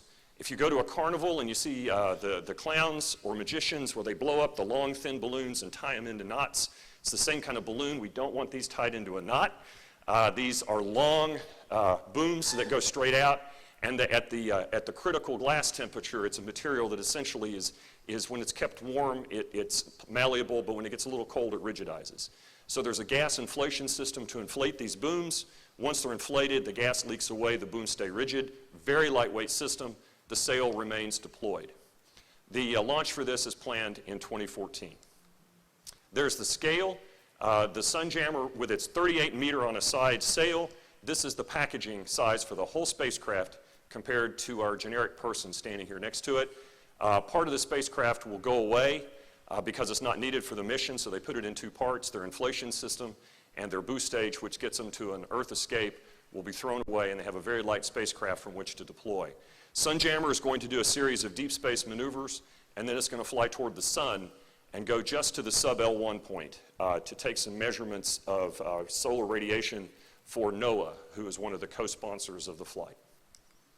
The Planetary Society, through its tenacious membership, has funded the development of something called LightSail 1, which is the successor to the Cosmos sails that they almost flew and had some launch vehicle failures. This too would be a CubeSat, a 3U CubeSat deployed sail. You can see here it's about 32 square meters as compared to the 10 square meters of the NASA NanoSail D. I talked to Lou Friedman about this as recently as the spring. They don't have all the funding they need yet to take this to flight, and as far as I know, it hasn't been manifested for flight. But if someone in the audience can tell me later on that there's an update they can provide me, I'll gladly update that information. There's another small solar sail that I was the manager for, working with the University of Illinois at Urbana-Champaign in the Aerospace Engineering Department. This is what they call CubeSail. These are two 1U CubeSats and essentially one blade of a heliogyro sail. Remember, what counts as lightweight area for a sail doesn't have to be a circle, doesn't have to be a square to look like a traditional sail. All that counts is the reflective area. So you can also have long, thin blades out there and get propulsive force from a sail. This would be a 20 square meter sail where essentially you deploy the sail material between these two CubeSats and then you go navigate with that. This is nearly complete, mostly built by students. There's a company working with them called CU Aerospace, and they're awaiting flight manifest to actually get flown. And there's also a lot of work going on in Europe. The Europeans have a series of missions called Gossamer 1, 2, and 3, where they're wanting to develop and are working and funded to develop solar sails. The Gossamer 1 will be a small, very small sat, potentially a CubeSat-derived solar sail, working up to something of the scale of NASA's Sunjammer. In parallel with that, at the University of Surrey, they are developing CubeSat and smallsat-sized sails that are going to be used for near-Earth space missions as well as for drag devices where they don't really solar sail, but they deploy and use aerodynamic drag to bring in spacecraft at their end of life. The deployment technologies are essentially the same. And this is a collaboration of various organizations in Europe and NASA. I'm a co-investigator on the flight. Now, what's planned? Why is all this interest happening in solar sails? Well, if you work for the bureaucracy, you've got to have somebody saying, we need this technology in order to get it funded. For years, the solar sail community has been a community of what's called technology push, where we go to the scientists and we say, look what you can do if you have these sails. And that only gets you so far. It gets you experiments, it gets you studies, it doesn't get you flown. But if you have a science community stand up and say, there is science we want to do, and the only way we can do it is with solar sails, that's the key. And we've reached that point with solar sails, at least within NASA and within ESA and within the Japanese Aerospace Agency. One of the missions is early storm warning for solar storms. Geomagnetic storms wreak havoc with the satellite communications. They can cause power outages on the ground. Right now, all of our early warning from these come from a NOAA spacecraft at the Earth-Sun L1 point, where basically the solar protons arrive at the satellite, sends a radio signal which travels faster than the protons, and you get about a 10 or 15 minute warning to power down systems, turn around, and get ready for the storm. NOAA would like to have earlier warning to give satellite providers as well as ground power networks more warning that these surges are coming. A solar sail allows you to fly closer to the sun than the L1 point, but still always fly between the Earth and the sun by continuously thrusting with sunlight pressure so that you can give early warning of these storms. We can potentially double the warning, which saves a lot of money and reduces the risk to the power infrastructure. There's also a holy grail in the climate science community, which is the ability to hover over the poles and watch what's happening at the Earth's poles in much the same way a geosynchronous satellite does that from the equator. We kind of cheat at the equator because you essentially have an orbital velocity of a satellite which is such that its relative position to the ground is always over a point on the Earth as it rotates. So you're not really hovering over the equator, you're just co-flying with the rotation of the Earth. But at the poles, that's a problem because that's the spin axis of the Earth. Well, with a solar sail, you can use solar photon pressure to actually counteract the Earth's pull of gravity and keep you from falling toward the Earth. Unfortunately, it's a little far out, but you have to have very powerful instruments.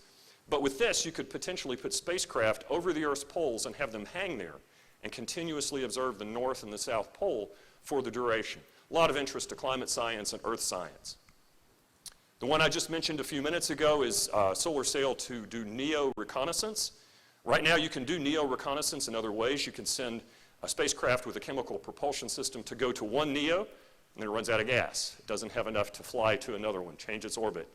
A solar electric propulsion system might get you two, but they're more efficient, right, than chemical rockets, but they'll still run out of gas. A solar sail, a relatively modest-sized sail, can potentially visit multiple NEOs as long as the spacecraft systems are functioning. So you could fly from one to the other to a third, and we've looked at various combinations of visiting 3 to 4 NEOs within 6 years of launch using a relatively modest-sized solar sail. You could also use them to study the birth and death of comets. Co-fly with a comet as it's coming into the solar system from the Oort cloud, comes inside Jupiter, you're there waiting on it, you fly alongside it near the sun, back out again, a more complex mission, but one that is doable. And the science community is real interested in studying what's going on in the sun stereoscopically. Right now, most of our data is limited to the plane of the ecliptic or a little bit out of the ecliptic. We've flown over or near the poles, but we don't have consistent missions studying the sun's polar regions as well as studying what's going on in the ecliptic plane. A lot of unanswered science questions can be answered by missions like that. So, how is this relevant to interstellar travel? I mentioned that the solar sail community, we're really a bunch of we're trying to subvert the future of solar sails. We're keeping them alive, finding missions for them to do so that eventually we could potentially use them to implement Jim's ideas and Robert Forward's ideas of going to the stars. Greg Matloff has done studies that show that a 100-kilometer class, very, very lightweight sail unfurled very close to the sun can make an interstellar voyage in 1,000 years. Now, for you and me, 1,000 years is a long time. Some of us who try to trace our genealogy run out of doing that after about 200 years, 250 years. But it's easy to remember. But don't forget, there was civilization 1,000 years ago. There was record keeping 1,000 years ago. And if we were to launch a mission today to do this, or in the future to do this, we don't have the capability of building this today. But if we were, certainly someone would turn on the radio transmitter, that archaic technology, and listen for the data to come back in 1,000 years. Jim talked about the interstellar light sail concepts of Robert Forward. I won't be redundant with that because I'm running out of time. This is a roadmap for solar sails that we actually developed about 10 years ago that showed a pathway from near-term demonstrations all the way up to the 1,000-kilometer diameter interstellar sails. And I'm pleased to report we're making progress. We're down here, we're working our way up past the demonstrations and into the missions. I want to talk about one other mission quickly, a mission called Interstellar Probe. I was the propulsion lead for this study about 10 years ago. Scientists want to send a mission to 250 astronomical units and be able to get it there within 20 years of launch. We did a trade study, found that there are certain types of nuclear electric propulsion that could allow you to do that. The only other viable option is an evolved solar sail, something that might be 300 meters on a side as opposed to 38. The good news is, I think we can build that. That is not beyond our reach. That is something we could go build. And the science community is very interested in this for studying the sun and its interaction with the universe. And here is the key. Every 10 years, NASA does an assessment of what science it wants to perform in the future. And this thing's called decadal surveys. These define what NASA missions are going to be for science. If you're not in the decadal survey, you're probably not going to be funded. Well, the most recent decadal survey for heliophysics, studying the sun and its interaction with the Earth, specifically calls out, we need solar sails. To go do these solar polar imager missions, we need them for pole sitters, and by golly, we need it for the Interstellar Probe. Okay? So this is actually now in official mission plans for the science community has stood up and say, go do this because there is science we want to perform and we need solar sails to go do that. So in conclusion, we're on our way. Be glad to take any questions.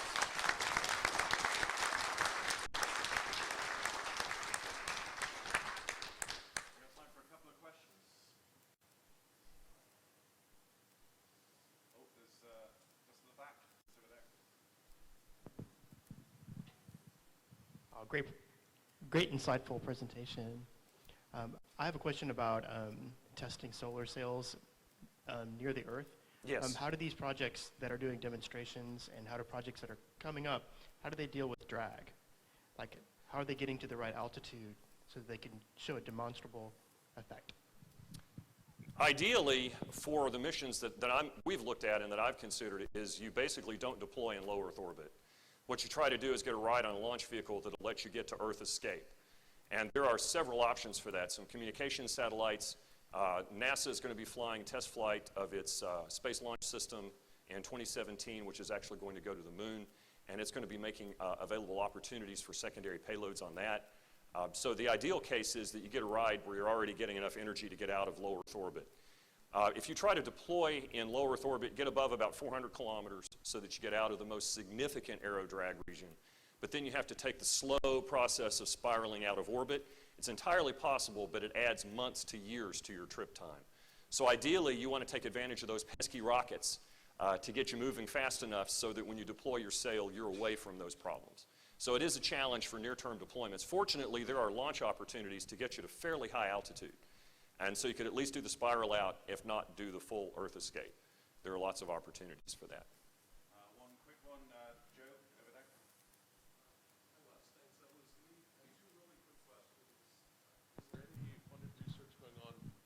Is there any research going on in ablative solar sails, and is there work going on with looking at missions for things like combined hybrids, like a solar sail with over-Earth maneuvers? The answer about ablative sails is I'm not aware of any funded work to look at that, but I'm from NASA point of view.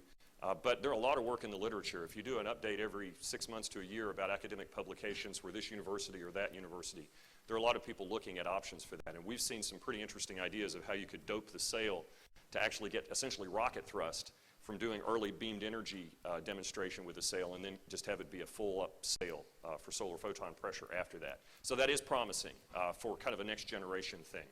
And as far as stage sails, yes, the Japanese, when they did their Icarus demonstration, their first full mission for solar sails, they envisioned to be a hybrid mission, where they use a solar sail that generates electrical power, and some of that electrical power drives an ion engine, and they send a spacecraft to Jupiter.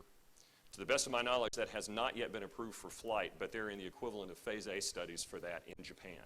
So there is a lot of thought for that. I haven't seen very many studies other than, I know Rob Adams has looked at merging solar sails with the over-Earth maneuver, but I don't know of any missions that are considered with that right now.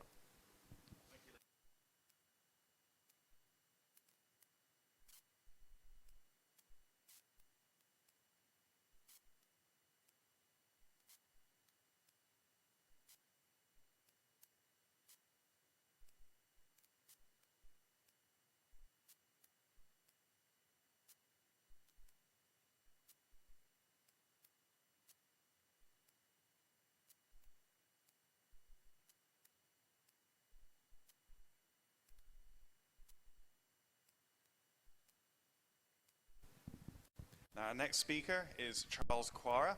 He's a physicist and software developer, and he's going to be talking about the laser Starway, a light bridge to the closest stars. Thank you. So I'm going to be talking about the laser Starway concept is actually about beam divergence. The previous speakers made an excellent overview on the challenges of light propulsion, but especially in the case of beam-driven propulsion, the big challenge is the beam divergence. So when you have the beam divergence means that the distance where the beam will be effective to produce acceleration on a sail will be shorter than you will like. It will certainly be smaller than the light years scales that you are interested. So you need to submit about the laser Starway sails to high accelerations in order to be able to reach relativistic velocities. The previous speakers made an excellent overview on the challenges of light propulsion. The current concept tries to address beam divergence at interstellar distances, as well as reusability of, by deploying and stabilizing a sequence of optical relays. These optical relays have several purposes, but the main one is to keep the laser beams refocused. As we see on this diagram, we have the home and destination stars, and we have two sets of array lasers. One at home and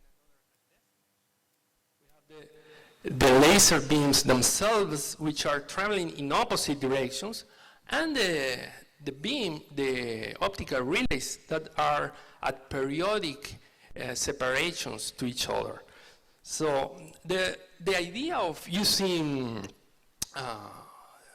lenses or optical elements to refocus the laser beam is not new. Robert Forward and aerospace engineer Geoffrey Landis originally analyzed the idea of using a long sequence of lenses to launch a laser-pushed sail into interstellar distances. The current work is focusing on the reusability aspects. What do we need to do in order to keep these optical elements in a stable position between the two stars in order to reuse them for many interstellar travels? So a fair objection you may have is that if it seems to pose a kind of chicken and egg problem, because if I'm capable of actually deploying an array laser in the destination star, it bothers you need to question why I'm not sending the payload instead. But it's very important, I think, to keep the concern interstellar of the usefulness of the structure once it is deployed, and the concern of deployment of the structure. And a comparison that I like to make in order to drive this point a bit further is imagining Roman engineers considering these two options. Should we stick to cross the river by, I don't know, using the same, a boat, for instance, or should we embark in a project to build a bridge that crosses the river, but it might take many orders of magnitude more time to build than just taking the boat and crossing the river. So however, the Roman engineers at some point realized that it didn't really pay off to stick with the boat approach. At some point, they wanted to make the crossing the river a fast experience, cheaper and safer. But they also realized that once they understood the principles and fundamentals of the archway, they were not that difficult to build.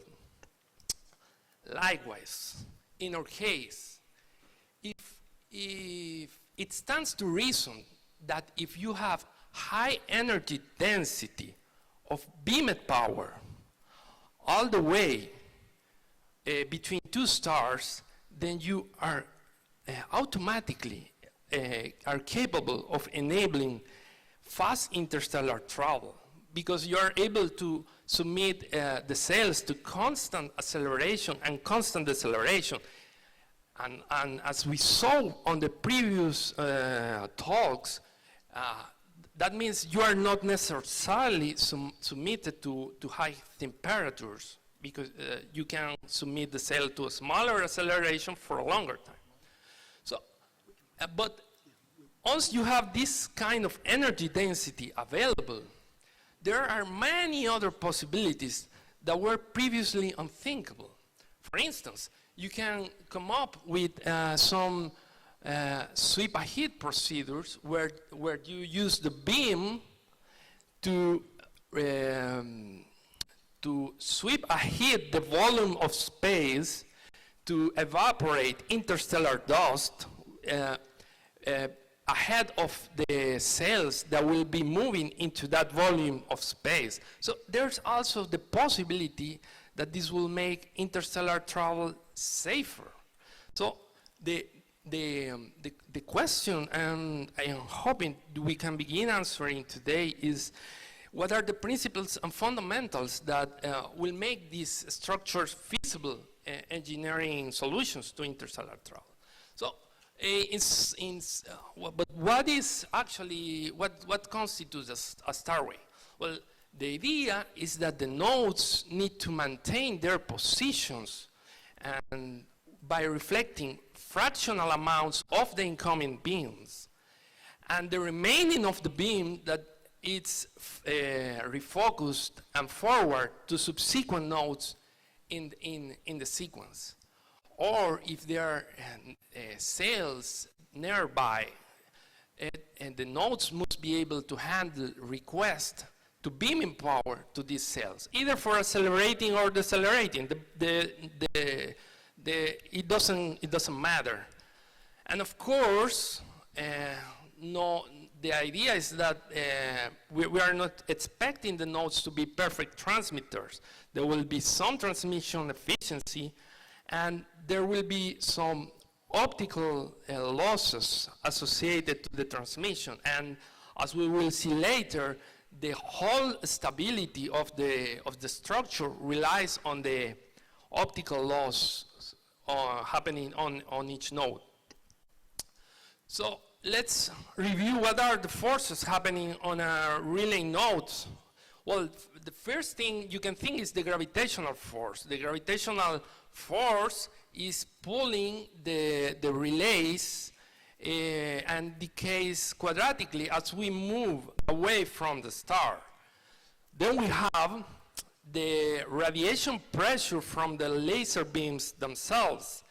And if the optical relays were actually perfect transmitters, it will mean that the momentum of the incoming beam will equal the momentum of the outgoing beam, which will mean that the optical relays will not gain any momentum.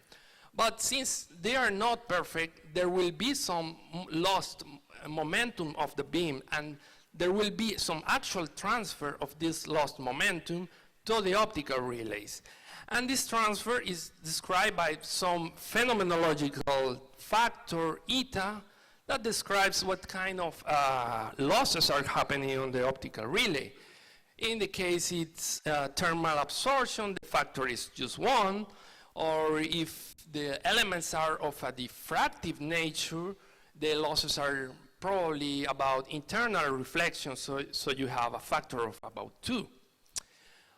And on the fact that gravitational force decays quadratically means that, and also that if the optical relays are efficient enough, and it means that the transmission efficiency of each optical relay is almost 1. So the forces of drift of the radiation pressure will decay very slowly as we move away from the source beam.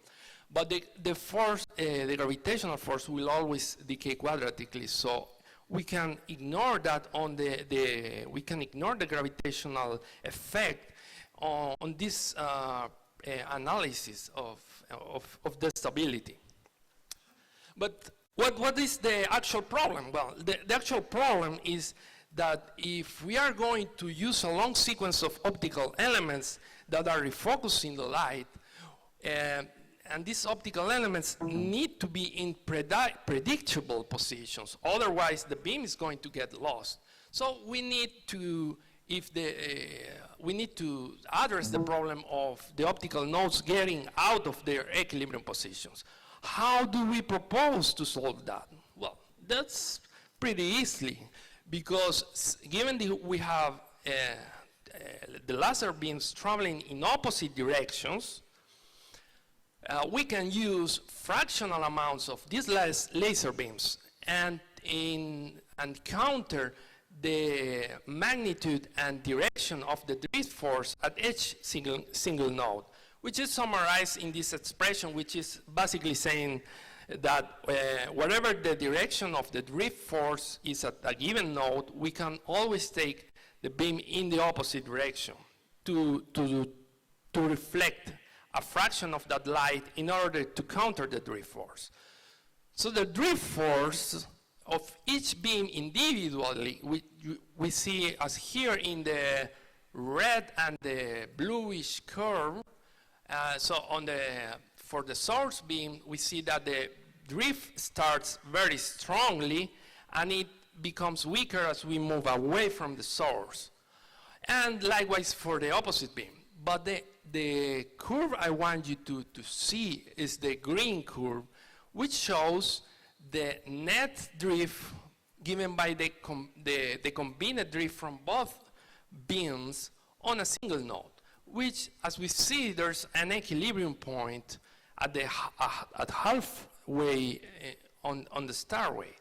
But more interestingly, the drift force is changing direction at the center. And what that implies is that on the first half of the starway, where the nodes have a force in the positive direction, we need to use the blue beam, which is far away, to counter that drift. And likewise for the other half of the beam. And this is one of the reasons this architecture only works with two opposite beams. So in order to solve these equations, we actually want to know when the alpha factors have physically consistent solutions, because with physically consistent, I want to mean that the starway is not using more energy than we are putting in it with the lasers. So the expression for the available power is pretty easily. It's just the thrust from the source being compounded by the losses of each of the optical nodes. There will be some nodes that have only losses that we cannot help about, and there are some losses where we are doing actually useful consumption of the power to do things like propulsing a cone sail, for instance. And on the second half, we have only consumption for balancing the remote nodes on the other half. So if we take this largish expression and use it to solve the dynamic equilibrium equations at each single optical relay, we are left with some algebraic expressions. And as the interesting thing is these expressions for the alpha coefficients are parameterized by the number of nodes in the starway and the optical loss factor per node. So if we apply some magic algebraic transformations to these coefficients, we arrive at two interesting conditions, which is the critical condition describes a starway which is barely at equilibrium against collapse. It's consuming all the power in the laser beams just to hold its ground, but it doesn't have any available power, not even for lighting a cigarette. And if the optical loss in the relays are better than this value, then the available propulsion thrust will be non-zero and will be given by this expression. And if we graphicate this expression in terms of the optical loss, we have this graphic, which is, we show for several sizes of the starway. We see that on the critical optical loss, we have zero propulsion power available, but as we make the optical nodes more efficient, we start to have more and more power available for propulsion. So let's get some feeling of the numbers for an hypothetical starway between our sun and Alpha Centauri. So the total distance is about 4 light years, and if we imagine placing 4,000 nodes in the distance, we have that the inter-node separation is about 70 astronomical units, which is about half where the Voyagers are right now, give it or take it. And with a laser of 100 nanometers, exclamation point, I'll get to that in a second, we have a maximum beam spot of 800 meters. If we allow a more realistic scenario with a 400 nanometers laser, then we have a factor of 2 here, which is about 1.6 kilometers. So if we are capable of creating optical relays with an improvement of a factor of 4 over the critical value, the available power for propulsion is almost 90% of the power of the original laser. That means that only 10% of the power is being consumed for stabilization. So let me remark a few directions this can be taken in the future. So far, and probably you have noticed, I've mentioned the optical relays, but I have not said anything about them actually.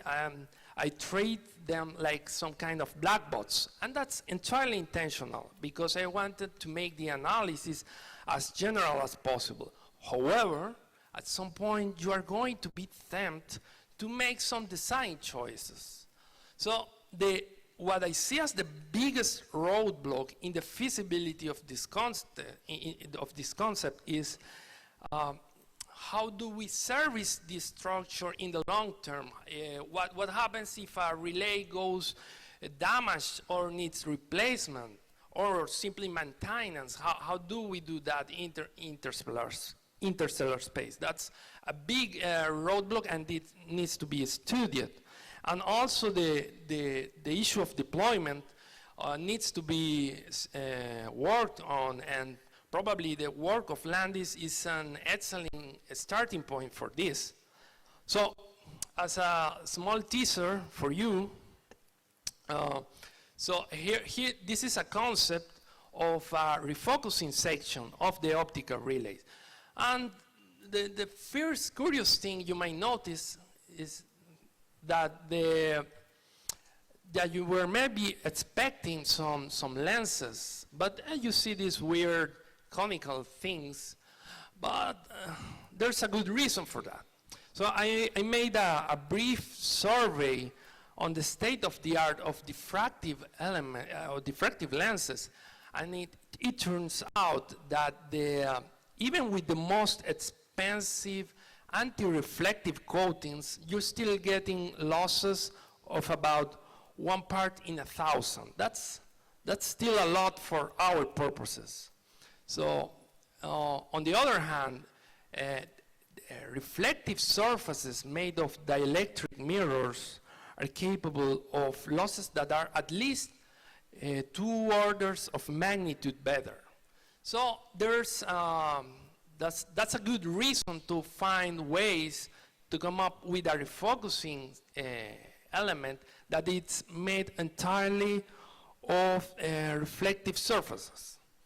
Well, I think that covers everything I wanted to talk in, and I could talk on 25 minutes, so maybe you have some questions.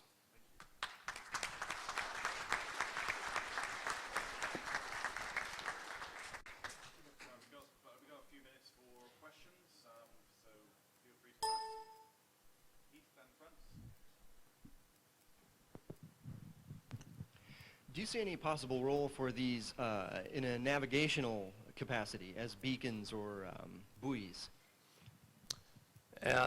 You mean if they can be used as communication?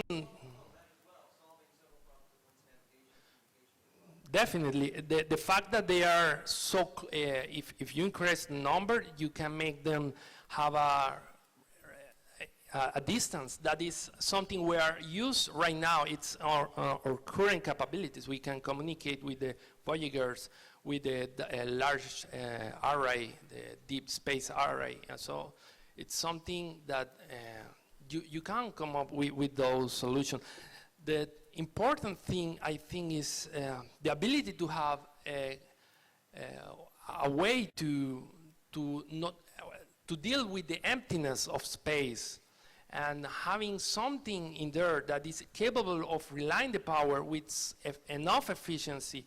It's basically half of the problem on interstellar travel. Okay, time for one more question. Stand here. Yeah, okay. The question is here, how can this technology, solar sailing, compete with remote sensing technology, ultimately with the idea by Marconi to use the sun, our sun, see, going to the gravitational focus, Einstein focus of our sun at 550 astronomical units, and then use the entire sun as objective of a super telescope to find out what's going on there. Because there we use the photons which are released by distant sun illuminating a planet and so on to get the information. Then we don't have to wait 1,000 years, we get it immediately. You see, because I mean these technologies are certainly not suitable for manned spaceflight, or would you think so? For manned spaceflight, I mean, can you make a bridge with this technology for a manned mission? Are you talking about missions to the gravitational focal point? That's 550 astronomical units. 500, yeah. 500, that's very, relatively close. And then use the entire sun as a super telescope. You know, that's Marconi's idea.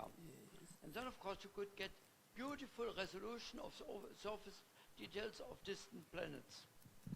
Well, an interesting idea to think about. I will know what to say about that right now, but maybe you can explain me the idea a bit better later. So.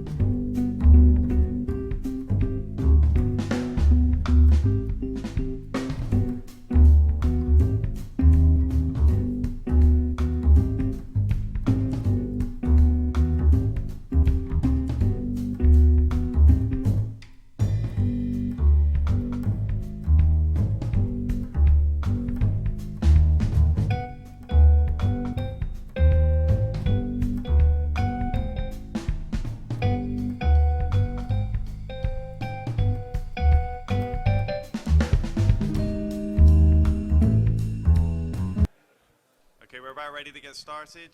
If we can have the lights turned down a little bit. Where are the lights?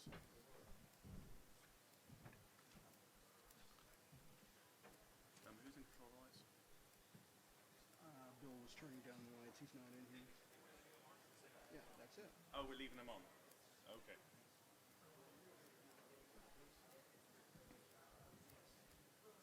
Okay, we ready? No, that's wrong. That's the wrong top. I got the wrong one. I got Eric's. I got to get Eric's, and I got Martin's up by mistake. Where is it? That's it.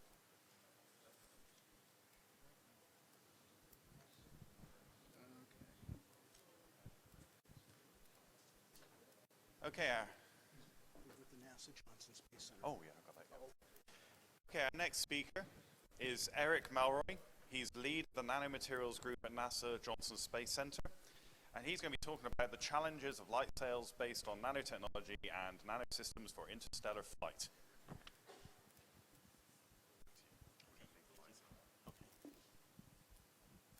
Thank you. Yes, I'm like others from NASA. I'm here on my own, so these opinions that I stay here are my opinions and not necessarily NASA's.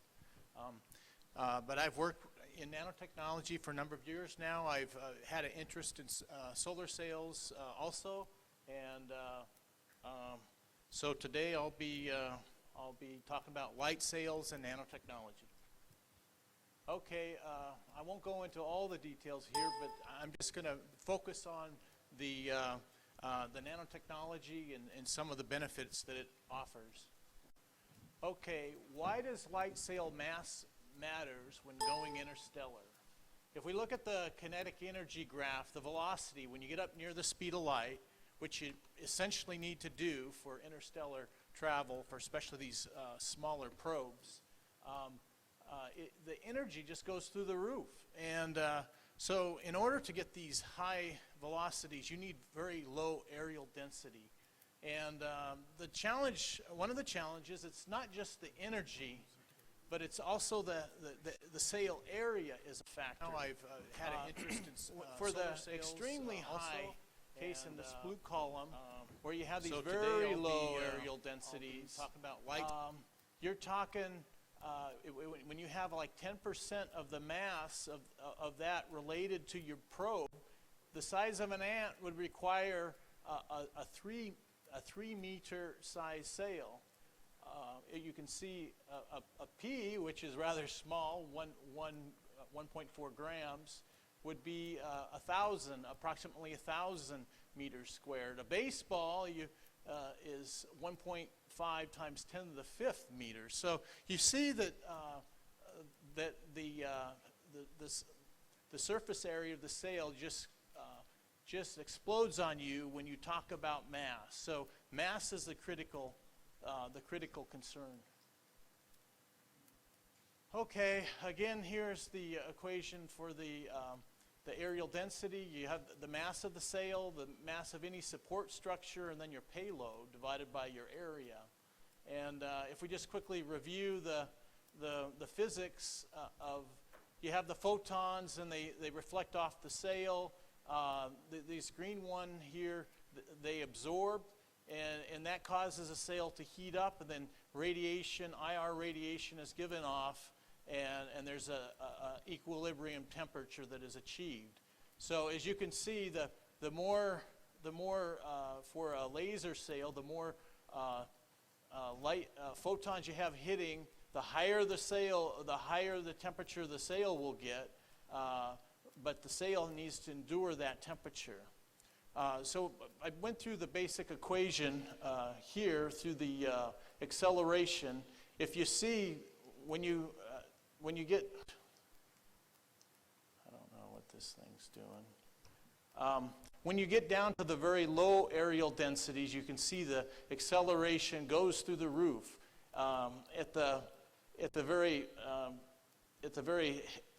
heavy, for heavy sails, you can see that you don't get much acceleration. But when you get down to these very, very low aerial densities, you see the acceleration goes through the roof. specifically 0.01 grams per meter squared. So if we can get sail material that size, you're going to see that we can get to interstellar speeds within our solar system. Okay, why nanotechnology? For one, it's very small in the nanoscale, very low mass. These small particles fundamentally change the structures and properties of materials. It enables systems made at the molecular level and thus low mass. Like graphene and nanotubes are the strongest material known to man. Some examples of nanostructures, you got graphene here, you have nanotubes, nanorods, nanospheres. There's a lot of interesting effects, like here it shows you the different size of these nanoparticles and it changes the wavelength of what you see here in the picture. Okay, concerning sail material, you want these low areal density sails. Right here is a typical sail where you have the chromium layer, the emissive layer, you have some polymer support layer. It's usually CP1 mylar captain. You have a reflective layer, which is typically aluminum. The problem, though, with these sails is this layer is very heavy. So if we can go to nanotechnology, we can use graphene as the surface layer, and then we put the metal. We neglect, we don't worry about the emissive layer, and we can get down to, if we can get down to very low thicknesses of 10 to 50 nanometers thick, then you get these extreme low-weight solar sails. By taking out the polymer layer, 75% of your mass is reduced. And graphene can go up to 1800 K, so temperature is a factor for the sails. So if you have high temperature sails, you can get a lot more photons hitting your surface and a lot more acceleration. Very low areal densities are possible, and specifically what's interesting is the laser wavelength can be tuned for the sail material. Okay, while we're talking on the sail, one concept that I've been stewing over is the bag in the wind concept. Just like the bag, the wind blows, the atoms hit the bag and basically open up the bag, keep it aloft and open. So we can do that with the photons of light. Use the same principle. In this way, you don't need the support structure, and you can print your systems on the sail material. One of the challenges is the dynamics of the sail, which you can control it by modifying the optical properties of the sail. Okay, again, this is the graph. So the challenges with this sail material is you want the metal layers, if it's too thin, the metals will be transparent. If it's too thick, you're going to be slow. It needs to be high temperature. And so you see it increases acceleration the higher temperature you can go. So the challenge is to test the materials, to come up with the materials that are the most optimal. And NASA has been doing some of that work, trying to get into this region concerning the areal density. Okay, some of the added benefits, multifunctional nanomaterials. For example, you can use solar cells on your sail material. You can absorb the light, and you can use that to power your systems. At the same time, you do have a decrease because when the photon hits the sail, it bounces off. You get kind of a double momentum. If it doesn't bounce off, you only get it one time. So you lose a little bit on your propulsion, but still you get the power, which you need to power your systems. Additionally, there's photochromic thin films.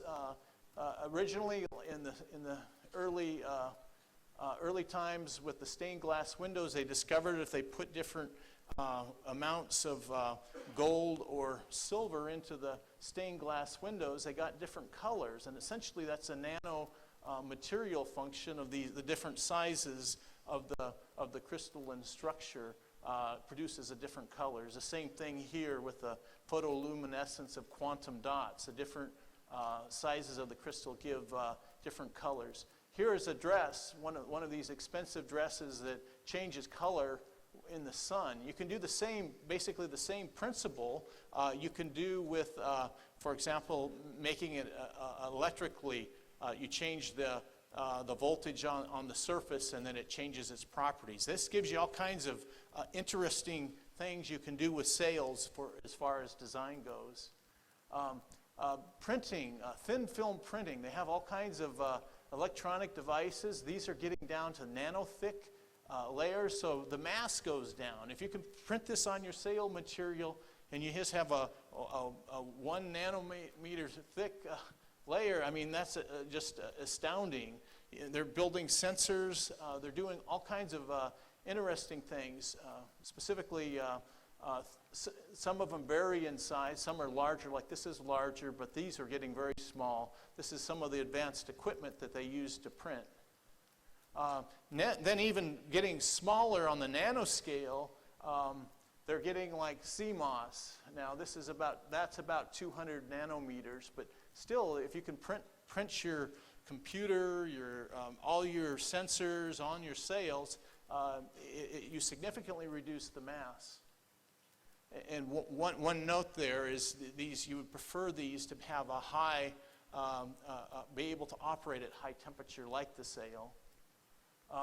Interesting phenomena which anybody who's working with sails should be interested in is this light antennas. You can actually cause the wavelength of the light to change directions with these nanomaterials. So you could actually control a vehicle using this concept, but you can also take pictures. Hopefully, we can develop lenses with this to take pictures of the exoplanet. There's all kinds of systems that they're developing. Here's a little nano transmitter based on just one single nanotube. And the challenge is putting them together into making real functional systems. Here's a lithium-ion battery.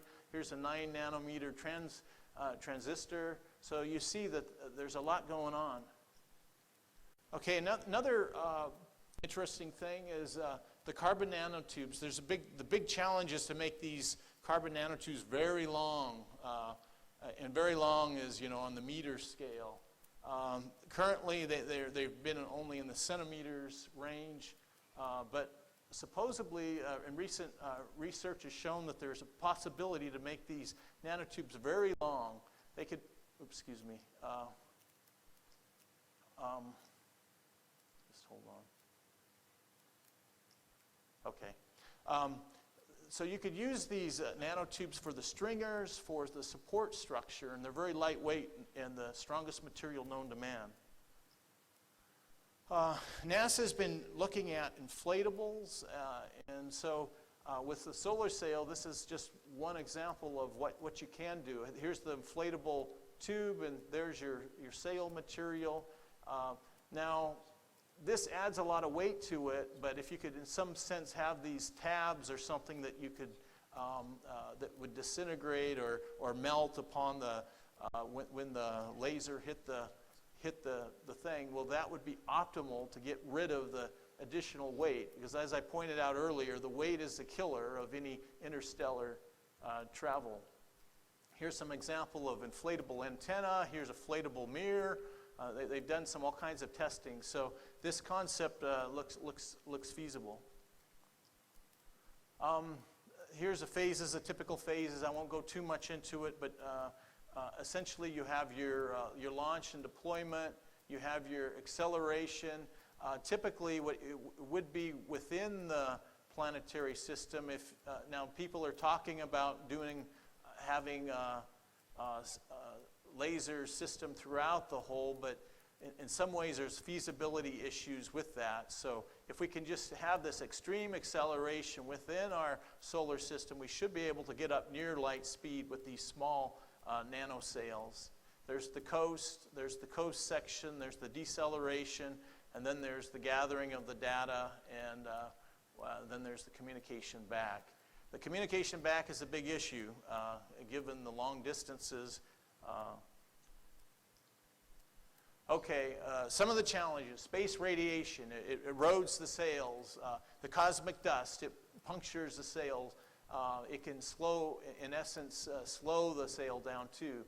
Communication systems, I already said. Laser systems, which others have talked here. The probe and sail dynamics can be very complex.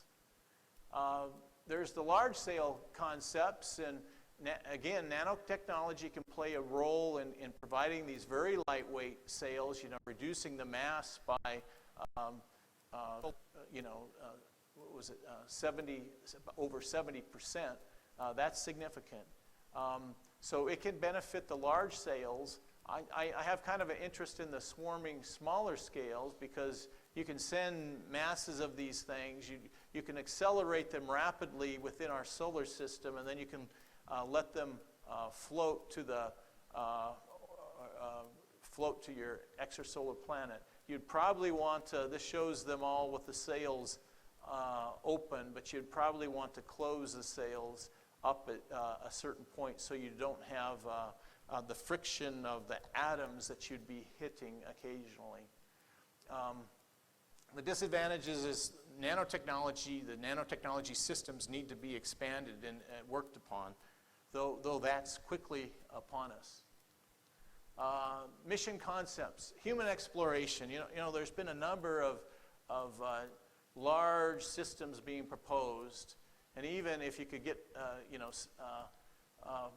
have the astronauts hibernate and put them in cryogenic stasis or something like that, that would be optimal. But still, there's that huge mass problem that is the big challenge. And obviously, humans, they can't accelerate more than the 1 or 2 Gs. You don't want to have to endure too much acceleration. An interesting concept is this terraforming, and with these, if you think about human exploration of systems, it's one of the options as you send the information, specifically the genetic information of these small molecular single-cell microorganisms or algae or whatnot, and bacteria, and these extremophile microorganisms. And specifically, there's 2 approaches you could use. I'm suggesting that we do an active approach, which there hasn't been a lot of work done on. There's been some, but it'd be interesting to do a more active approach where we actually simulate in the conditions of the planet and then actually put the microbes in and let them evolve and adapt to this new environment. Then there's the transporting part of it. One of the challenges, you could see getting it on the sail. Have to endure the radiation environment. So all those issues would have to be addressed. For example, entering the atmosphere. We're trying to put these very small organisms on these sails. We don't want the mass. As I already pointed out, the mass is the critical issue. So if you have a large mass system to protect the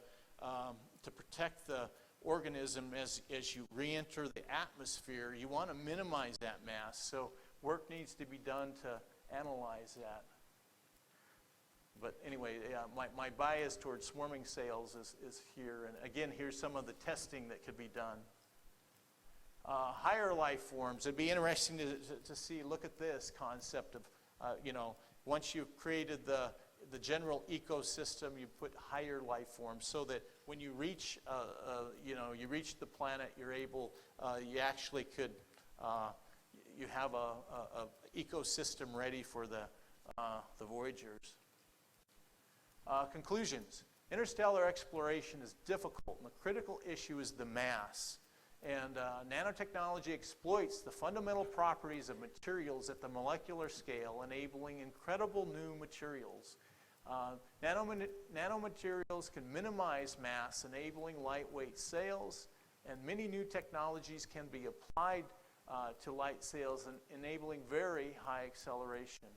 Light sail probes can exploit nanotechnology, enable the transport of biological engineered microorganisms as a precursor to human exploration of exoplanets. Thanks. That's all I have.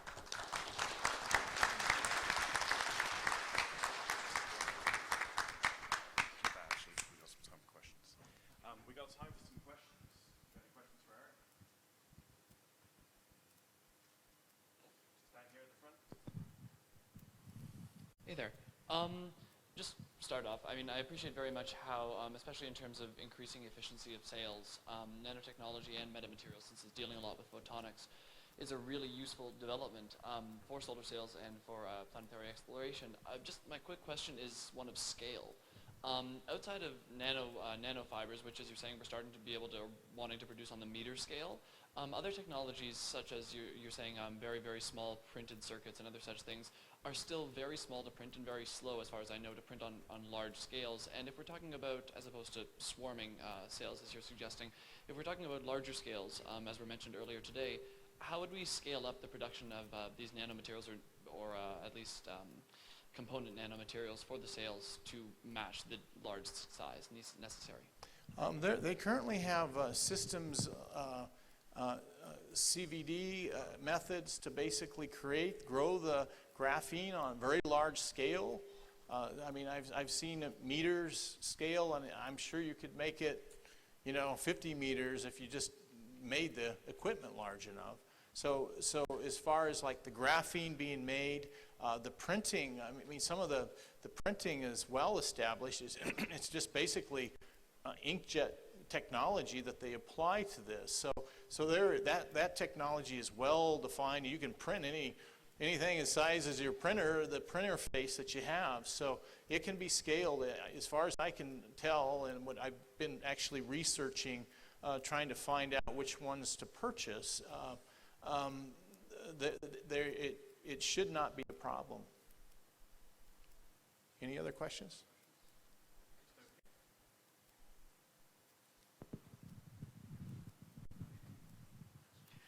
Could these nanoscale materials be used to deploy, say, space telescopes way out in the Oort cloud vicinity? We could get a new view of the universe outside the solar system. Yes, it very well could, and people have been proposing that. Okay, one last quick question. Eric, an observation. I think Greg Mentloff showed that you really can't decelerate enough using the solar photons of the oncoming new star. You can't decelerate enough to get into orbit around that star. There just isn't enough force there, and it doesn't pencil out. Yes, I understand, and I didn't really go into that. That is an issue, and you have to look at it. And I've thought of aerobraking, black holes, being able to use the gravity well of a black hole. I mean, there's things that you could do, but you're right, that it is an issue, and to figure out how you could ricochet after 3 or 4 planets. But that analysis needs to be done in detail to see that. I'm sure some have done the direct. I understand the solar probably would not, but it could slow. I mean, it could be a significant break on the acceleration if you got close to the sun. So it will get you in the ballpark. But you're right; those are issues that need to be worked out.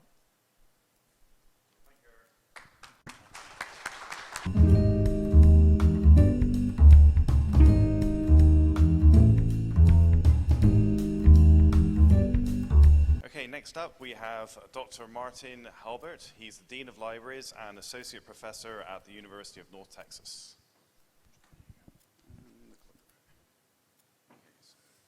Got it.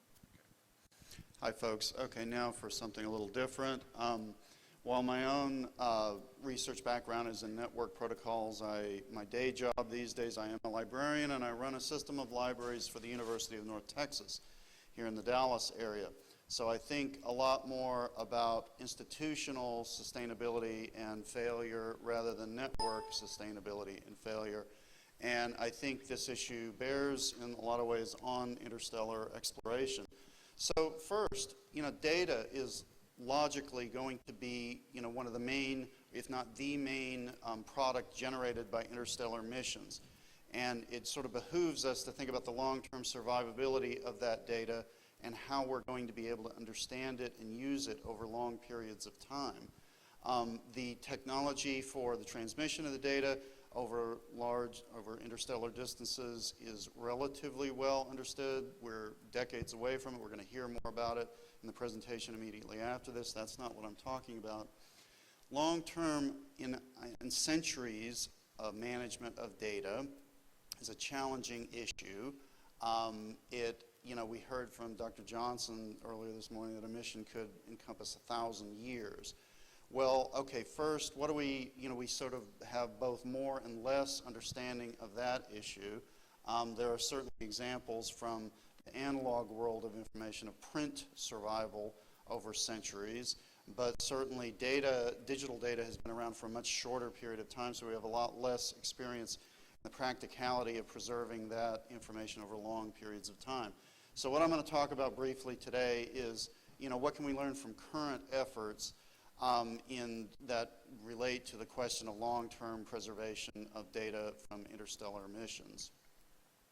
Okay, so looking back historically, yes, some individual artifacts survive over centuries of time in vaults, individual manuscripts, paintings, whatnot, but overwhelmingly the stuff that survives over centuries is material that is systematically transcribed by and dispersed in different geographic centers institutionally with places that I'll call cultural memory organizations, places like libraries, archives, historical societies that have an explicit commitment towards the long-term preservation and use of that data for the benefit of future generations.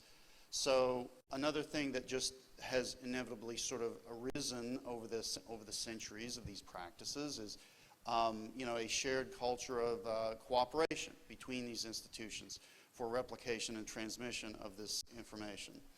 Okay, so come up to the current day. Where are we with current efforts on long-term preservation of digital information? Well, it's an emerging field, certainly, that arises because we have the need for long-term preservation of these ephemeral data sets that come out of experiments and other practices. Everything's digital today in society. Data sets have only been in existence for a few decades now, so we have, again, much less experience in the practicality of preserving things for long periods of time. But, from large repositories around the country, groups that have preserved data sets over decades now, ICPSR at Michigan and a lot of other groups, are too numerous to cite. We do have some early findings that I think are relevant to thinking about the preservation of data to interstellar missions.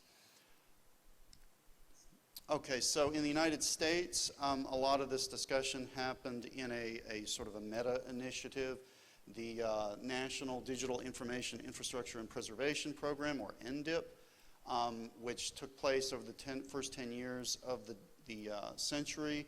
It expended about $100 million in a whole range of projects that mostly were cooperative between higher ed institutions, government agencies, and industry partners.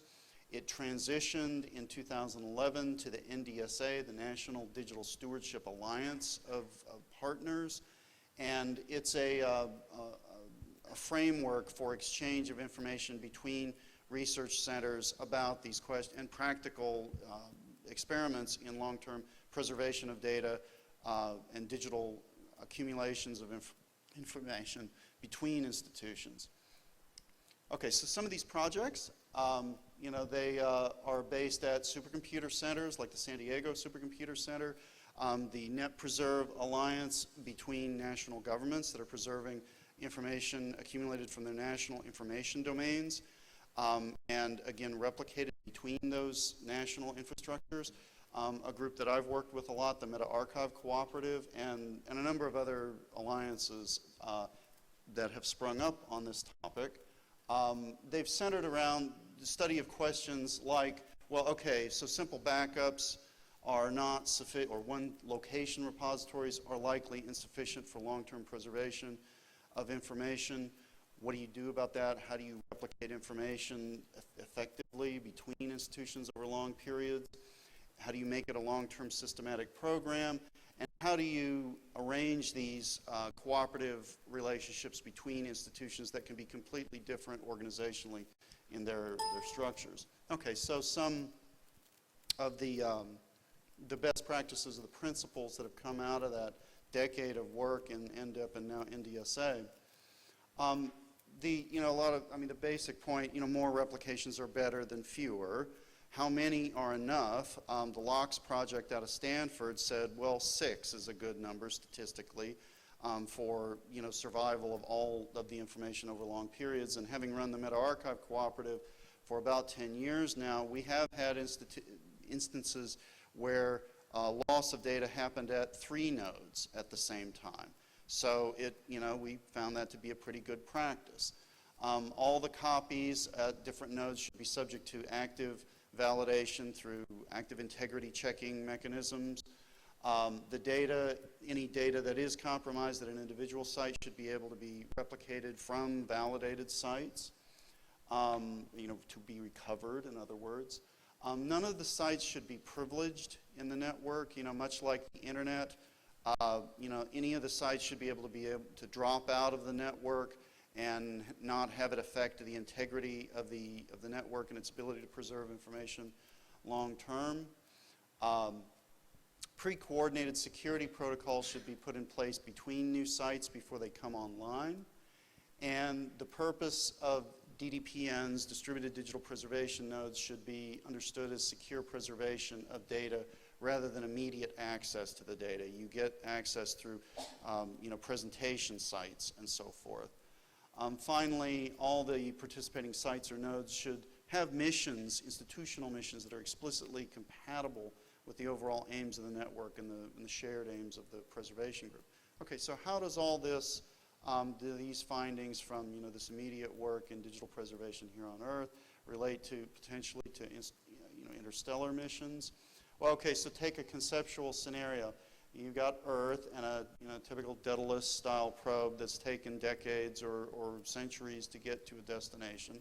They're going to be in communication over that time with mission data transmissions. Well, just on a practical level, over the decades or the years of the mission, on Earth, that information, both for technical purposes of survivability, but also institutional purposes of survivability, should be replicated at distinct geographically dispersed sites that are also institutionally separate through different agencies, funding mechanisms, that sort of thing, so that you have some, assurance or or increased likelihood that the information is going to survive long term.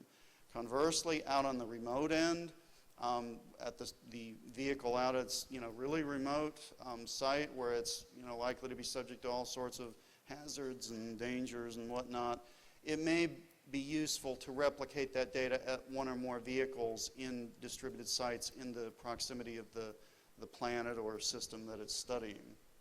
Okay, if you abstract this to the longer period, as you have missions going out over very long periods of time, you can see the utility, you can imagine the utility of replicating data between multiple vehicle nodes out in different interstellar destinations, and the increased likelihood of survival of the data between nodes through these sort of replication strategies. Okay, how am I doing on time?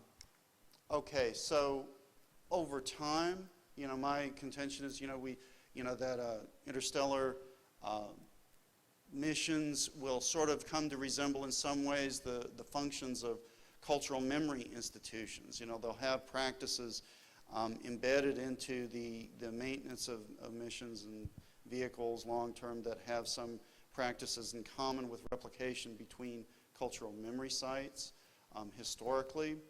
Well, what does that mean or look like? Well, and how do we build towards it in the next few years? How do we understand that process of developing, systems that'll enable data to survive long term? Well, I would say, first start by establishing organizational alliances here on Earth that model that behavior so we have a better understanding of how to do that in practical terms, that have a commitment to long-term preservation of mission data in geographically dispersed locations around the Earth. And we can already see that in groups like I was mentioning, the International Internet Preservation Consortium, that are preserving national domains of their internet information between national government nodes.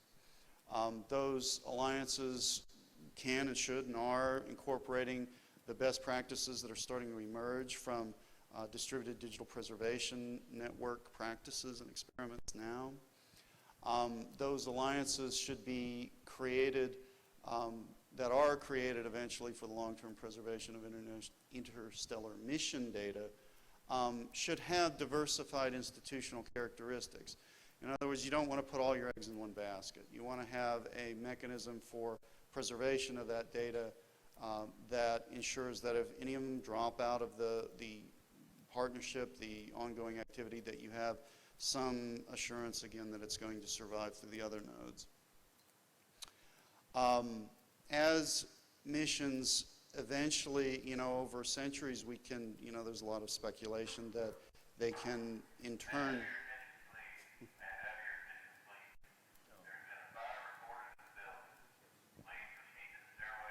Good punctuation mark about natural disasters.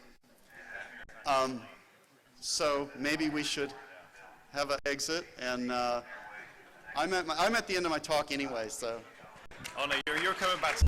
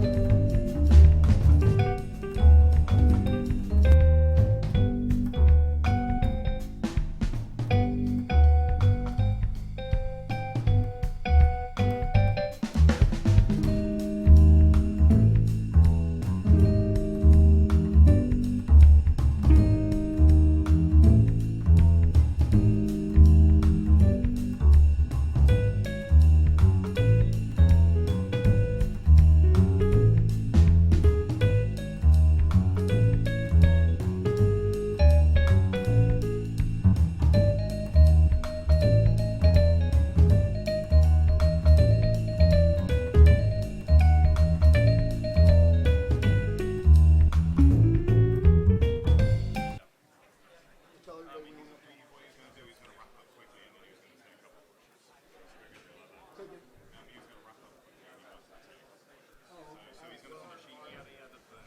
Okay. Ooh, this is on. All right.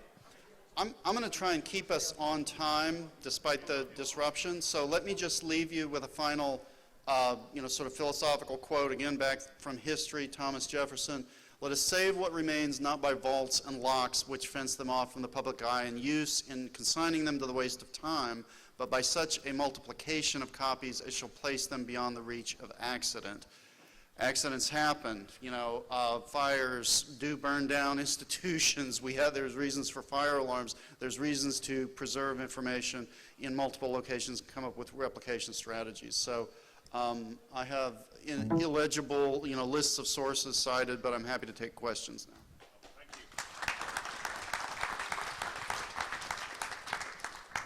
Okay, so we go straight to questions. Yeah, just over here. So obviously there's going to be a huge explosion of information. How, you didn't cover that. Is there a quick comment on how is the future going to handle this incredible exponential explosion of information? So, the facile answer is that, data storage gets bigger over time, but my real answer to that, the practical, on the ground answer that we face in repositories management today is that long-term preservation is always about selection of what you're going to invest in preserving, because it costs money to preserve, lists of sources cited, but I'm happy to invest in, effective metadata information about the context of the information to make it understandable subsequently. And you can't preserve everything. Again, best practice from just history is that not everything survives. A lot of things that survive are accidental. You can increase the odds and the likelihood of survival through some of these strategies that I've described that came from the print world, but apply, we think, to the digital world we're finding in the practical examples of in the NDIP program and others. But it's always about selection.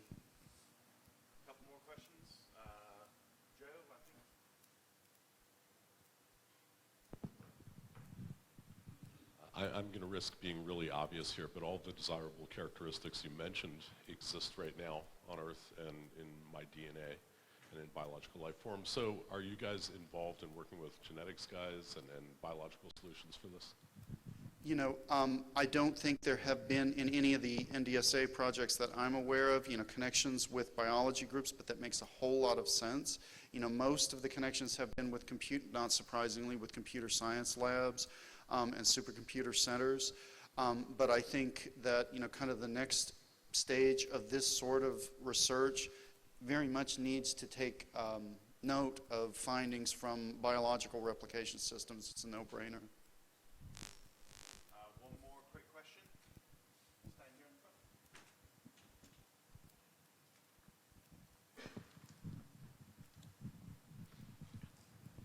Storage of knowledge always revolves around the culture that develops it. We use English, people use Japanese, French. Will there be, in order to store this data, a common language, a universal common language? Again, my answer is informed by long-standing successful practices from history and libraries. Today, we invest in trying to understand and document the languages of the past. Losing all understanding of languages, now, dead languages, not only dead languages, but completely obscured languages that we no longer, that not only, there are few experts, there may be no experts, there may be nobody that understands any longer how to speak or read a particular language from history. And we may very well, if we don't document and invest in long-term preservation of information for the understanding of that information that was accumulated over centuries, if we don't invest in that, we, again, will lose access to that information over long periods of time. Thank you all.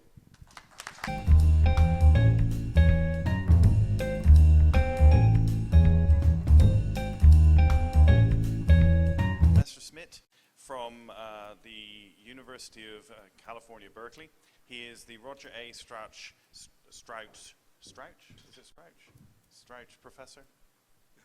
Roger A. Strouch Professor? Strauch, sorry. Roger A. Strauch Professor Emeritus of Electrical Engineering and Computer Sciences at the University of Berkeley. Thank you. Okay. Thank you very much. I'm the only thing standing between you folks and lunch, which is not an enviable position to be in. I'm going to talk about interstellar communication, point-to-point communication, and although what I'm going to talk about is certainly relevant to communicating with starships, the emphasis of my work has been on communicating with other civilizations in other stellar systems. So what I've done is recently over the last few years is basically an end-to-end design of a interstellar communication system in the presence of all the known impairments introduced in that context.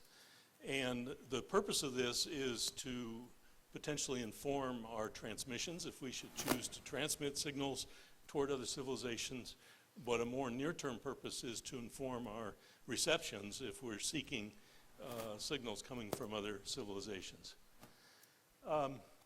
Now, one of the huge problems, not of the Starship application, but of the interstellar civilization application, is the lack of coordination between the transmitter and receiver. And this is kind of the grand challenge. And one of the approaches to that would be to, there's a huge design space and to start guessing about what people are going to do. I use the word people advisedly. But my approach is to try to identify and follow a principled approach such that hopefully another civilization would be following a similar set of principles and would arrive at a compatible solution. And also I think it's very important to follow, in this context, Occam's razor to make the solution as simple as we can possibly make it, but no simpler. Now, the principled approach that I've thought of, and I would urge you to come up with others, but this is the only one I can think of, coming at the problem from the point of view of communication engineering, is to make note of the fact that there are fundamental limits to communications. And those limits are influenced by the various impairments, the specific impairments introduced in the interim between us and the transmitter, or between our transmitter and their receiver. And those impairments are observable by us and also observable by them. And the two of us therefore share an understanding of what those impairments are. And we also share an understanding of the fundamental limits. Now, most of our knowledge of the interstellar communication context, it comes from pulsar astronomy. And fortunately, we have a pretty complete understanding of the effect of interstellar medium on radio communications. And I'm, by the way, working at radio wavelengths. So there are four basic classes of impairments that are introduced. One is motion causing Doppler effects. Another is noise caused by thermal effects at radio frequency and background radiation in the universe and star noise. And then there are two effects at the bottom here, plasma dispersion and scattering, which are related to the presence of interstellar hydrogen gas, which is partially ionized. And as a result of that ionization, there are free electrons in the interstellar medium. Those free electrons cause the medium to be a conductive medium, which affects radio transmission. In particular, plasma dispersion is a wavelength-dependent group delay, and scattering is an effect caused by the inhomogeneity of these hydrogen gas clouds, which then causes diffraction and refraction effects similar to optics. So those effects have all been observed in pulsar astronomy in a major way. Now, the question is, what fundamental limit do we use? What's fundamental? Well, in communications, there are two basic resources available to us which limit the information rate that we can achieve. One is average power, and the other is bandwidth. It's important to understand that these two resources are contrary to one another, similar to the Heisenberg uncertainty principle of physics, that if we seek lower average power, keeping the information rate constant, if we seek lower average power, then we have to pay a price in terms of higher bandwidth, or if we seek lower bandwidth, we have to pay a price in terms of higher average power. So the question is, we have a basic choice in terms of fundamental limit. Of course, we can work out both. But I would argue that in interstellar communication, power is far more important than bandwidth. And here's my argument. And so therefore, we should optimize with respect to minimizing the average transmit and average receive power. Power is expensive and, whoops, pushed the wrong button. Power is expensive and bandwidth is cheap in the interstellar medium. What I mean by that, we're transmitting over very long distances, tens, hundreds, thousands of light years, and therefore our radiated powers are going to be very large. And the cost of those radiated powers in terms of the utility bill is going to be very high. Bandwidth, on the other hand, is relatively cheap because at least our technologies can handle relatively wide bandwidths, gigahertz, multiple gigahertz bandwidths with relative ease. We assume that theirs can also. And because the microwave window for transmission is very large, on the order of tens of gigahertz. Now this is opposite of terrestrial radio. In our terrestrial applications, everything we do is really bandwidth constrained because of the spectral allocation for multiple uses of the spectrum. And on the other hand, the distances are short, so the cost of the radiated power is insignificant in virtually any terrestrial radio system. So I would argue that our entire experience in terrestrial radio communications is largely irrelevant to the interstellar communication problem. And that opens up an opportunity, which I've grabbed, which is to look at what happens if we do it just the opposite and focus on power rather than bandwidth. Now, the second reason for emphasizing power rather than bandwidth is the removal of bandwidth as a constraint greatly simplifies the design, and that's consistent with Occam's razor. And it also eliminates one parameter from the signal, which is what is its bandwidth. One less parameter to worry about, which is also very important in the discovery phase of trying to seek the signal. Now, what is the fundamental limit? I've worked out what the fundamental limit is. You're all waiting with bated breath. What is the fundamental limit on power for the interstellar communication channel? And the answer is it looks like this. If we plot average power in the horizontal axis and information rate on the vertical axis, the fundamental limit is a linear relationship between the two. So if we double the average power, then we double the information rate that's available if we're operating at the fundamental limit. If we violate that fundamental limit by trying to transmit a higher information rate than that in the hashed region, then mathematically provable that reliable communication is not possible. If we operate in the non-hashed region, it's mathematically provable that communication with arbitrarily good reliability is possible. Now, what happens if we build a concrete system rather than work out fundamental limits? Then we get typically for a typical communication design, the same kind of linear relationship between power and information rate, but the slope of that linear relationship is smaller. And so it's very convenient to characterize the fundamental limit as the slope of that line. And that slope is called the power efficiency. It's the ratio of the information rate to the average power. Now the question is, if we take a typical simple design such as we've been searching for, let's say in our SETI programs over the last 40 years, which by the way are heavily influenced by terrestrial communications, then the question is, what penalty are we paying relative to the fundamental limit, or what is the headroom that we have available? And the answer is the headroom is a factor of about 40,000. And with fairly simple techniques, such as I'm going to describe here in a moment, we can get within a factor of 10 or so of the fundamental limit without too much trouble. So we can do an improvement of about 4,000. Now the fundamental limit, here's the only equation in my talk. As measured at the receiver, as in the baseband processing of the receiver, the fundamental limit on interstellar communication is the ratio of the energy per bit, that is the amount of energy that has to be delivered to the receiver per bit of information, which by the way is the reciprocal of the power efficiency, divided by the noise power spectral density for the total noise temperature of the system has to be greater than the log of 2. What is really striking about this equation is there's a whole bunch of stuff missing from the equation. Namely, what is the dispersion, what is the scattering, what are the motion parameters, etc. I've shown that all of those things are irrelevant to the fundamental limit.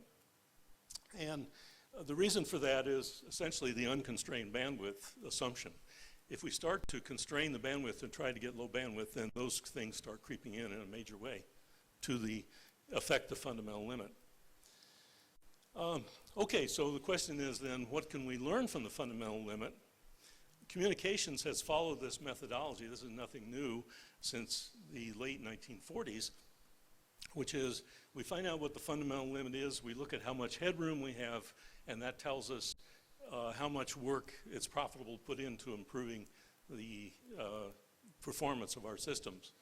So here we're talking about a fairly substantial improvement of performance, I would argue, on the order of 3 to 4 orders of magnitude in practice and 4 to 5 orders of magnitude fundamentally. So if we can go through the design exercise of trying to approach the fundamental limit, and that's what I'll do now. This exercise then teaches us some of the characteristics of signals which are desirable from a power efficiency point of view as opposed to a spectral efficiency point of view. Okay, the first thing that comes to mind is to base our system design on what I call an energy bundle. An energy bundle is a waveform which has a limited time duration and a limited bandwidth. So it's kind of like a pulse, except unlike a pulse, it has limited bandwidth, so it has to necessarily be spread out in time. And here's a couple of examples, essentially a piece of a sine wave, or another is a noise-like waveform. This noise-like waveform is quite advantageous from a radio frequency interference point of view. That's a whole other topic. And at the receiver, we apply match filtering, which is the optimum processing to deal with the noise in the system. So the match filter is simply a cross-correlation of the reception with the waveform of the energy bundle, which means we have to know what that waveform is, or in the case of interstellar communication, we have to be able to guess what that waveform is. And what we get is an autocorrelation of that energy bundle waveform, and the peak of that autocorrelation is an estimate of the energy in the energy bundle. So we're going to build our system design on this basic concept of the energy bundle. Okay, the next concept we're going to introduce is the concept of the interstellar coherence hole. The interstellar coherence hole is defined as the maximum time duration and the maximum bandwidth that an energy bundle can have, and the match filter still works well. We still see essentially the full energy at the output of the match filter because there has been a small enough distortion of that waveform passing through interstellar medium that that distortion doesn't cause any degradation in our estimated energy. The bandwidth of the interstellar coherence hole is basically determined by two things, the dispersion and the scattering, because these are time dispersive effects, and as long as we keep the bandwidth small enough, that time dispersion is not visible in the output of the match filter. The time duration of the interstellar coherence hole is determined by two motion effects. One is acceleration in the component of acceleration in the line of sight between transmitter and receiver, and the other is scintillation. Scintillation is a time variation in the amplitude similar to the twinkling of the stars, and it's caused, the cause of scintillation is the interaction between the receiver motion and the scattering. So the scattering causes a diffraction pattern of energy at the plane of the receiver, and as the receiver is moving through that plane, it's basically mapping out that diffraction pattern, and that's causing a variation in amplitude. So both us and our friends across the galaxy can observe all of these effects and quantify these effects. They're presumably also doing pulsar astronomy and so on. And so we can come to some common agreement implicitly as to what the size of this interstellar coherence hole is. Okay, so the next thing I've shown is that the fundamental limit can be approached asymptotically by simply using on-off time frequency patterns of energy bundles. That is, by taking these energy bundles, which are constrained to fall within the coherence hole, and by the way, it's the coherence hole that gets rid of all these other impairments. We don't have to worry about them. And it's because we've designed the transmit signal around them, to avoid them. And using these time frequency patterns of energy bundles, and I'll give an example, on-off, meaning we either transmit an energy bundle or we don't. There's no multiple levels or anything like that. We can approach the fundamental limit on power efficiency. Now there are, let me just mention one other fact before I talk here. There's two effects that remain when we use the interstellar coherence hole. One is additive Gaussian noise doesn't go away. It's still present, so we still have to deal with it. And the other is remains a multiplicative scintillation multiplier on each energy bundle. Different energy bundles will have different amplitudes or different signal levels due to scintillation because they're sampling the scintillation at different times in effect. Okay, so here is a very well performing technique, at least a building block for a technique for communicating in a power efficient manner called MREFSK. The basic idea is we define a set of frequency bins. So we have time horizontally and frequency vertically.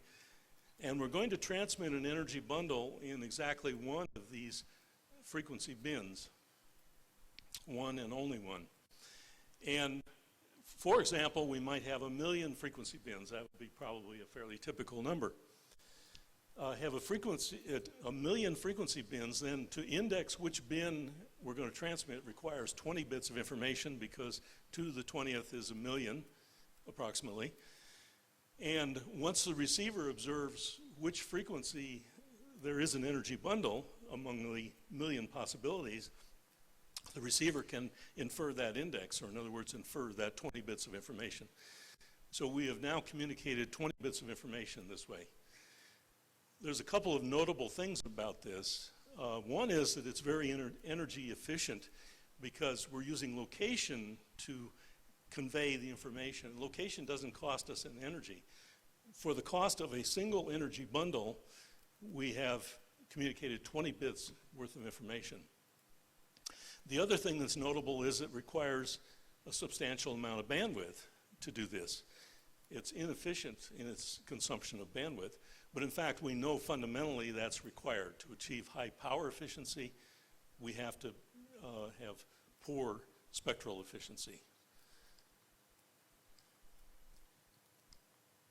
Okay, so now we can turn this into a communication system by just transmitting these things repeatedly. So we get 20 bits of information, and then a little later we transmit another energy bundle, which gives us another 20 bits of information, and a little later another 20 bits of information. Okay, now the next design trick, which is a little bit of hocus pocus, but turns out to be necessary to approach the fundamental limit, is we slow down the rate at which we're transmitting these energy bundles and make up for that by increasing the number of frequencies. I've given an example here where we have a certain rate of energy bundles, and I've halved that rate. If I square the number of locations, then I can retain the same average information rate. So I've expanded the bandwidth, and we know we have to expand the bandwidth to approach the fundamental limit. The other thing that's happened is if we keep the same average power, then we can double the amount of energy that is in the energy bundles. And that's the purpose of slowing down the rate. By slowing down the rate, reducing the duty factor of the signal, that is the fraction of the time that we're transmitting, we can actually put more energy into each energy bundle and therefore make it detectable with greater reliability. And therefore, as we do this slowing of the rate, we will see the error probability go to 0. Now, there must be something wrong with that argument because I haven't said anything about the fundamental limit. So what's wrong about that argument is that there's actually a growing number of locations, and those locations are opportunities for noise to mimic an energy bundle, the so-called false alarm problem. And so the problem with false alarm gets more serious as we slow down the rate. But you can work out the mathematics and the trade-off, and you find that there is a threshold on average power such that as you slow down the rate, if you're above that average power, then the energy bundle getting more energy dominates and the error rate goes to 0. And if you're below that average power, the error rate goes to 1/2. And that threshold is precisely the fundamental limit. So this technique, in that sense, can approach the fundamental limit. There's also scintillation present, and this requires some additional bells and whistles.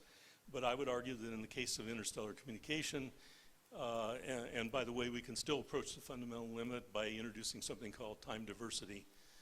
But there's a simpler strategy for interstellar communication in which we simply allow the signal to suffer from the scintillation and then make up for it by observing multiple copies of the message.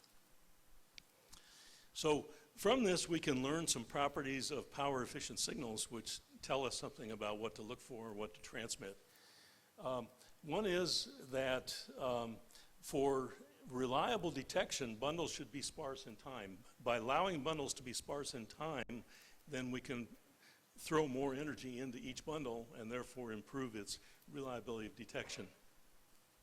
But that implies that multiple observations are required at the receiver, because when we come in and look at a typical time, there's no signal present. It's only if we look at multiple times will we look when there's actually signal present and scintillation is favorable. In frequency, the energy bundles will be sparse in frequency for this kind of signal, and that's for energy efficiency in the representation of information. And one of the important characteristics of the scheme that I've just described is not only can it approach the fundamental limit on power efficiency, but it requires absolutely no processing in either transmitter or receiver related to all the interstellar impairments, dispersion, scattering, etc. So it's cheap to implement. And we don't consume power, with all that processing. So in the case of discovery, which is kind of another of the grand challenges of interstellar communication, because it's a needle in the haystack problem, this kind of signal is also advantageous because we can simply look for energy bundles without having to know what the precise patterns are. And when we start seeing energy bundles repeated and at nearby frequencies, not necessarily at the same frequency, then we can associate that with a single source and then start to, with longer term observations, we can start to infer what the patterns are. Okay?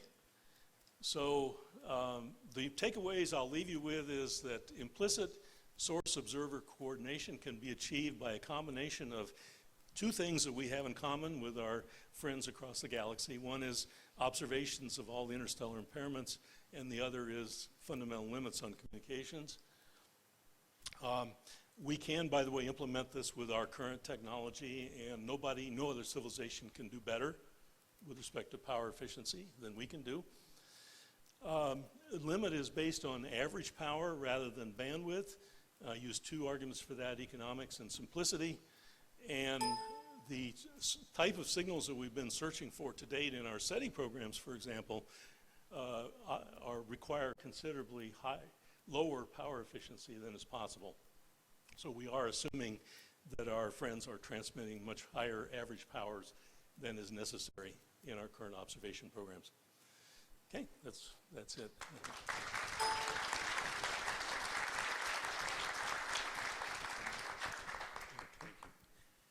Thank you, David. Unfortunately, we're out of time now. So if you want to grab David and have a quick chat during lunch, that'd be awesome. I've just got a couple of quick announcements. This afternoon session starts at 1:15 sharp, and it's going to be chaired by Dr. Rachel Armstrong, and that's going to be the second half of the Interstellar Now, so make sure you're back here. We're going to lunch now. You need to pick up your lunch from Gossip Bar, which is literally just across the hallway as you come out. So you need to go to Gossip Bar to pick it up, and we're eating in the Coronado Suite. I'm not entirely sure what that is, so we'll have to ask over there. It's just over here, is it? So it's just here. So pick your food up over Gossip Bar and then come back. Now I have an announcement by Buckfield, but first of all, I just want to congratulate everybody on a great talk this morning and our first session of the first Starship Congress. So thank you very much. We're doing a commemorative photo after the lunch. We're going to be asking all the speakers, track chairs, organizational representatives, and Kickstarter participants to meet in the lobby by the elephants in the atrium area.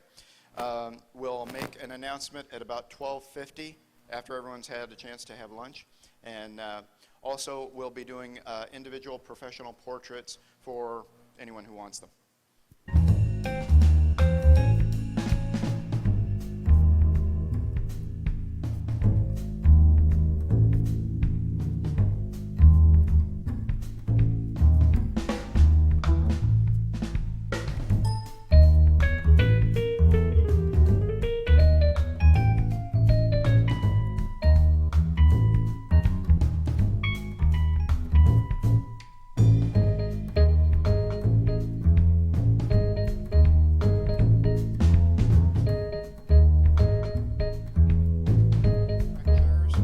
Organizational representatives and Kickstarter participants to meet in the lobby by the elephants in the atrium area.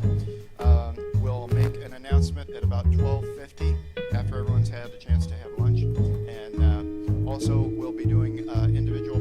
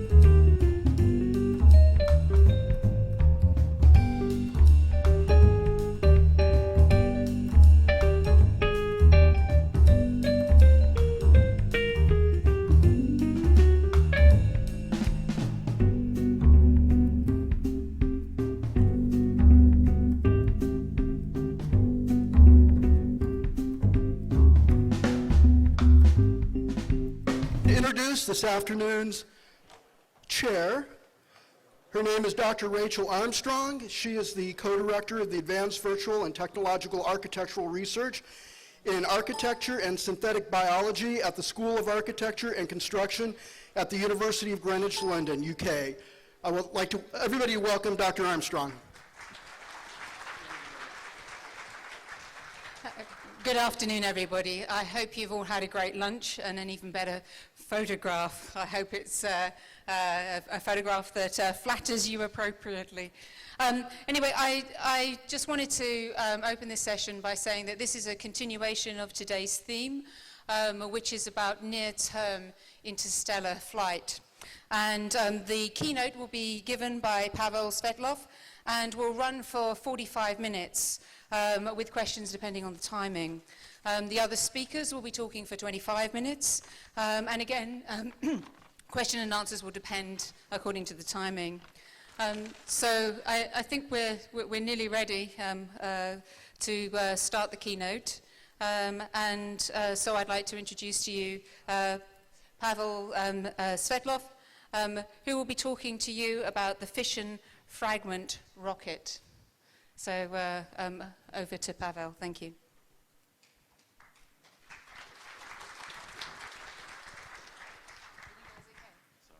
Almost. Thank you very much for having me here. I really like the opportunity to talk to you guys about what we have been doing for the last 10 years or so. Eric, how do I change